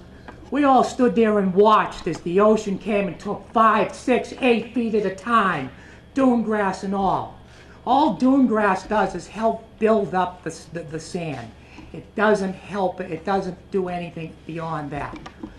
But more importantly, when you think back into those early days, the jetties are what's caused this problem. Talk to geologists. I don't know what this geologist, he didn't speak what he was going to say. That island has been there for hundreds of years. Pick up a book, they talked about Blackbeard being down behind the island. It's been there for hundreds of years, thousands of years. It's the sand that washes down the river, goes out the jetties, and then washes back in. When you got a hole in the jetties, it doesn't wash back in, it washes away. The second problem we have, that's the first problem, is the jetties and the jetties not being properly maintained. The second problem we have, with all due respect, is the DEP. They delay, they delay, they delay. My house was not in a flood zone. It wasn't even, it didn't have to have flood insurance. I did, but it didn't have to. The sand built up in front, I bought that house in 1980. The sand built up in front of that house until around the turn of the century. Then it started to be eaten away. Why? Because there was a hole in the jetties, and it was being washed away. Did anybody do anything about it? Did the Army Corps fix it? No, we had to beg them for how many years, and now they're finally fixing it. Then, my house began to be threatened. I had a seawall in that dune. And when it finally came and exposed the seawall, I went to the town, and they, doing their job with the regulations from the DEP, said I needed a permit, and I needed a hearing, and I needed a lot more. So we started doing the process, and each time there was another storm, it got closer. On the Wednesday before the Friday that house went in the ocean, they stood there and said, we can't make a decision today. We're going to have some more information. Friday the house is gone. That's the plan. Some of us think the DEP has an agenda, and that agenda doesn't include any of you. They want you gone. They want everybody out of here. It is time for the DEP to get the hell out of the way. We don't need them. We don't want them. He says we'll think about it. Well, take it under advisement. What that means is they'll sit there and do nothing until the rest of the houses wash away. The next thing, and anybody in this town that doesn't think they have a problem if they don't live on the dune, better think again. Because when Bob Connor's house goes, and my house is gone, and Tom Nee's house is gone, the next thing is the street. And 5 or 6 feet into that street is the sewer. And when the sewer's gone, how many of your houses meet Title V? They're going to get rid of the rest of you. That's the plan. Wake up. Unite now. When they say unite, unite. That's the only language they're going to understand, is when enough people threaten them. I don't mean physically threaten them. I mean threaten what they're doing and their agenda. Ask him, what's his agenda? He sat there and he said, we're going to have safe beaches and safe houses. The hell is a safe beach? A beach is sand. The beach will be there, and the letter, and with all due respect, the letter you sent that you signed is an outrage. Who do you think you are? You're going to tell us that we can do something temporarily? If those rocks will save our houses temporarily, they'll save them permanently, number one. Number two, what's unnatural about those rocks? They came out of the ocean. And if we're wrong, and everybody, the geologists and everything, they talk about the inevitability. That's nonsense. This isn't inevitable. That island's not going to wash away. It'll stay right there. That island belongs there. It'll be there. Let us, at our own expense, do what we think is right. And if we're wrong, then God and the ocean will take our money and what we've done, and it'll be gone and never heard from again, nor will we. And you might be right, but for now, you're wrong.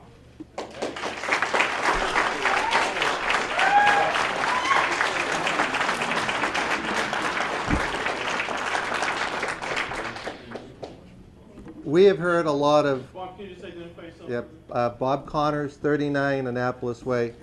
We've heard a lot of wonderful dialogue tonight. Pilings, putting houses on pilings, it's a great idea. I would reach out to Mima and to Rich. We need facilitators.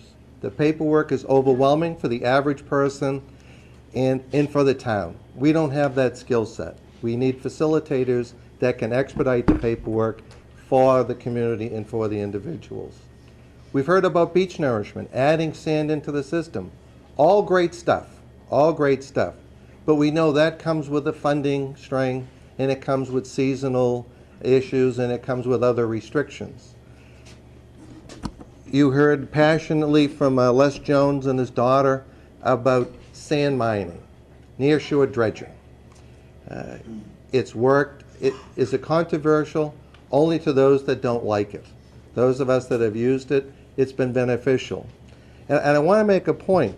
The only 3 homes south of Center Island that did not suffer any significant dune loss or damage were the last 3 homes that were allowed to perform near-shore dredging, to get away from the word beach scraping. That's not our word. That's been a coined phrase that's either Department or the Army Corps has attached to it. Right now, gentlemen, and Commissioner and Director Carlisle, it's great to see you both in the room at the same time. And I want to thank Director Carlisle. He has sat in on many meetings at the State House with work groups trying to get to a yes on some of these issues, and I appreciate that. And as Undersecretary Griffiths, both Bruce and Phil have been, I have a great deal of respect for them. We currently have a permit pending before the Army Corps of Engineers. It's for all 4 priority areas. It is for near-shore dredging. It's a 404 permit. Dave Vine, if you could stand up, please. Dave Vine has worked with all the property owners. We have met the hurdle of all of the information and alternative analysis that the Army Corps has requested, and we have 2 hurdles remaining. And they can both be resolved tonight because we're blessed to have you both in attendance. And I'm not looking for an answer tonight, but I'm going to raise the question tonight, Commissioner. With the granting of a waiver of the 401 water quality cert, which is certainly within the domain of the Commissioner, and the same with the cesium consistency concurrence or concurrence consistency, pardon me if I'm getting that backwards, or acknowledgement that you're not going to comment on it, this permit will go forward.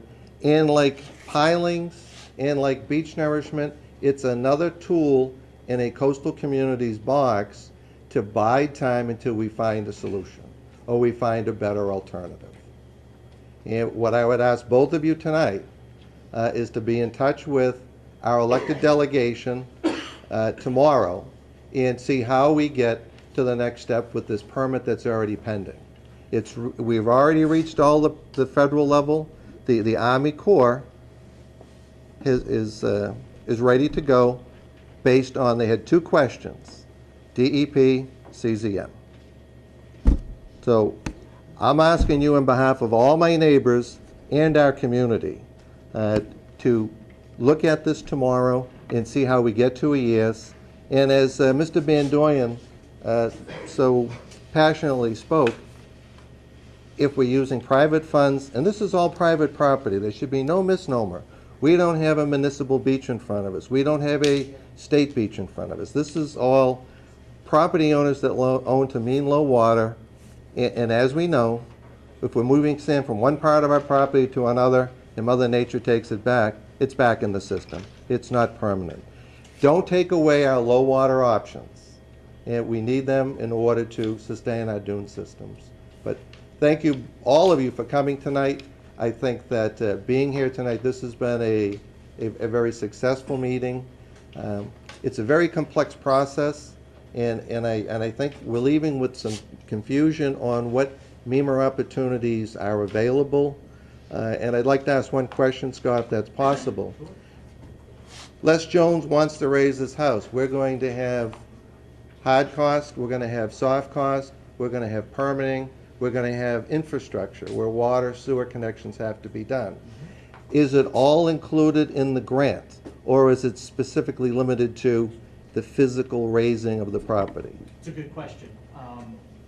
I would certainly encourage you to take a look at the FEMA program guidance that details exactly what FEMA will pay for versus what they will not pay for. But the short answer is yes, they will pay to not only lift the house, but provide access to the elevated structure. All the associated costs in the Provide process. Yeah, absolutely. So the engineering costs that go into that, the permitting costs that go into that, the reconnection of those utilities that go into that. Again, that's for existing structures. It's not new additions, it's not new decks. It's taking these existing structures, making it habitable with an occupancy permit at the end of the day. So lifting it, access to it, utilities elevated to access the new elevated structure. And again, I would just reemphasize that if there are facilitators that are available, please share those with our town administrators so that we can utilize them. Thank you. I have nothing else to say. Thank you all for taking the time to be here.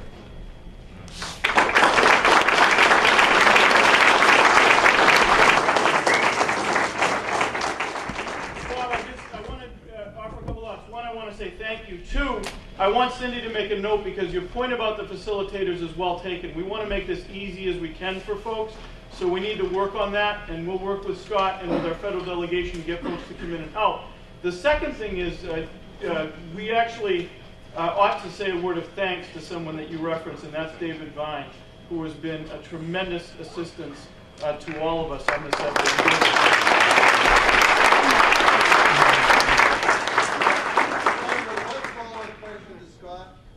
Scott or Rich, on the buyout program, what value is it what's the value used on acquisition? I'll take a crack at that. Is it 2007 values or is it? It's a very complex question with the situation that you're dealing with here. The FEMA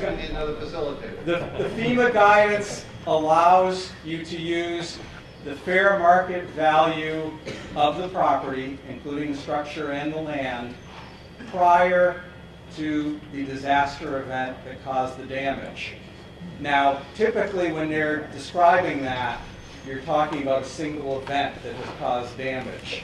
And then you can go back and also produces the funding for the mitigation grants. And you go back to before that event. In a situation where we've had kind of multiple events that have occurred, some of which were declared disasters, some of which were not, we're going to have to work closely with our folks at FEMA to determine what that point is that you'll use for determining the value. But it is generally the value before, it's not going to be the value today. It'll be the value at some point in the past. We just don't know what that exact date's going to be. One last point to Scott and Rich. 6 property owners have lost their homes. 3 are getting not positive feedback from their insurance companies that FEMA is going to honor their commitment and the policy that they have. And that's very upsetting to hear as a neighbor. And I'd like to know how does that even work? When these people have flood insurance and we have a declared disaster and they're going to get the rug pulled out from under them by FEMA. That's just outrageous if that happens. The flood insurance policy covers damage from flooding.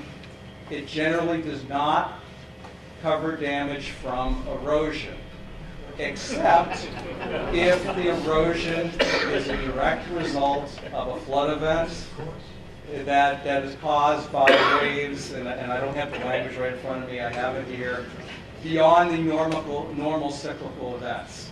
That's going to be determined by the insurance company, by their adjuster, and by their claims department. But the message I definitely want to pass along is there is an appeal process. I have with me a few brochures that describe the process for filing claims and filing appeals.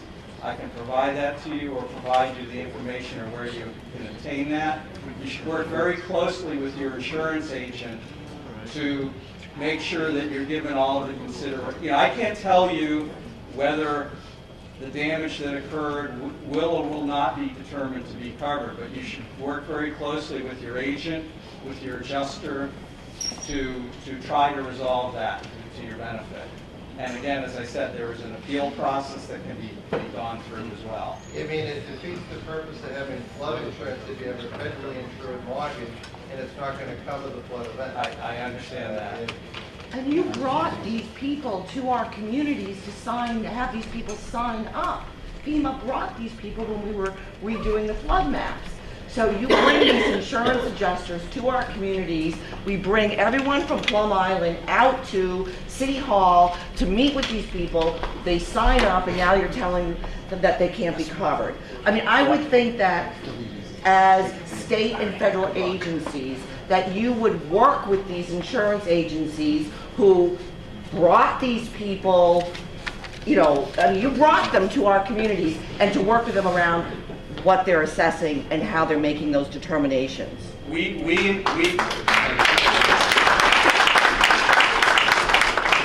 rules for what is and isn't covered by the flood insurance program are established by Congress and are established by the federal government, the National Flood Insurance Program. We really don't have any say in that or way to work with them on that. What I can do, though, is I can put people in contact with the folks at the NFIP that are involved in reviewing the claims, and again, try to make sure that people are eligible for as much as they possibly can be. But I cannot say an individual case will or won't be covered. Of course not, but when we do the presentations on the flood insurance, we provide the definitions. I will admit they're very complicated. I'm not an insurance expert. It's very complicated as to when they are or aren't covered. But again, as I said, working through the process of working with your company, working with your adjuster, and then following up with the appeal process if you're not satisfied with the answer is very important. Okay, hold on, why don't you approach the mic? Because I just want to say something. Sure. We have members of our federal delegation here. These guys don't want to be here for no reason. They need something to do. They want things to do. They want to help. And I think we just identified one. So I'm sure you guys would be willing to work with us on that because it is a federal issue. And we can find out who the appropriate people are that are being affected, the homeowners. And you guys would help with that, right? Cheryl, you're on. Okay. I can speak to this storm surge that we had just recently. And we need to back this up. But from what I'm hearing from from what I heard from two meteorologists, that the storm that hit us this March, 6th through 9th, was a once-in-a-lifetime event. There was a culmination of a couple of different circumstances that created this enormous, massive, powerful wave system that hasn't been seen in recorded history, from what I'm hearing from the meteorologists. So this was an unusual storm surge event that I think maybe the insurance companies will understand that this was an unusual thing. And I think we need to get a hold of some meteorologists to back us up on this, and that might help with these claims. So. All right, point well taken. And all these people with big cameras have meteorologists, so they can probably help with that, right? Okay. Anybody else? We've been at it for quite a while, so I certainly understand, Madam Mayor. You're good? All right? Okay. I don't want us to leave this room without an action plan, right? We've got a lot of good information, but Cindy's here to take notes. So number one, we're going to convene a group to work on the issue of sand mining. And Mark, you'll be our contact for that, if we can keep you on the East Coast for at least 5 minutes. Number one. That includes Salisbury, right? Yep. Number two, I want to make sure that we don't lose the issue that Bob raised about working on facilitators to help folks, because we need to get started in the application process. Scott's been very clear about that. So we're going to work on that. Number 3, we've got a federal flood insurance issue. I see Drew is taking notes. I'm sure he'll share them with Chris, and we'll work on that together in terms of trying to help with that. Number 4, there was a discussion that Bob raised about trying to get an answer in an expeditious way on the pending permits before the Corps. So we need to follow up on that. And number 5, we will very soon have another meeting of the Merrimack River Beach Alliance. And I'm looking out in the audience and seeing a lot of you that don't attend those. And we would love to have you, because we talk about these things at every meeting. And the last thing is, I never want us to lose sight of the fact that it's horrible and it hurts us all that we've lost houses. But we've also accomplished a lot by working together. The issue was raised about the jetties. I wish they were fixed sooner too. You know what the difference was? When we sat in one room and worked together, and the South Jetty's on its way to being finished, and we're working on the money for the North Jetty. If you want a list of accomplishments of the MRBA, we will be happy to provide it to you. If we stay together, if we stay unified, we can innovate, we can have flexibility, and we can get the job done. Thank you all for coming tonight.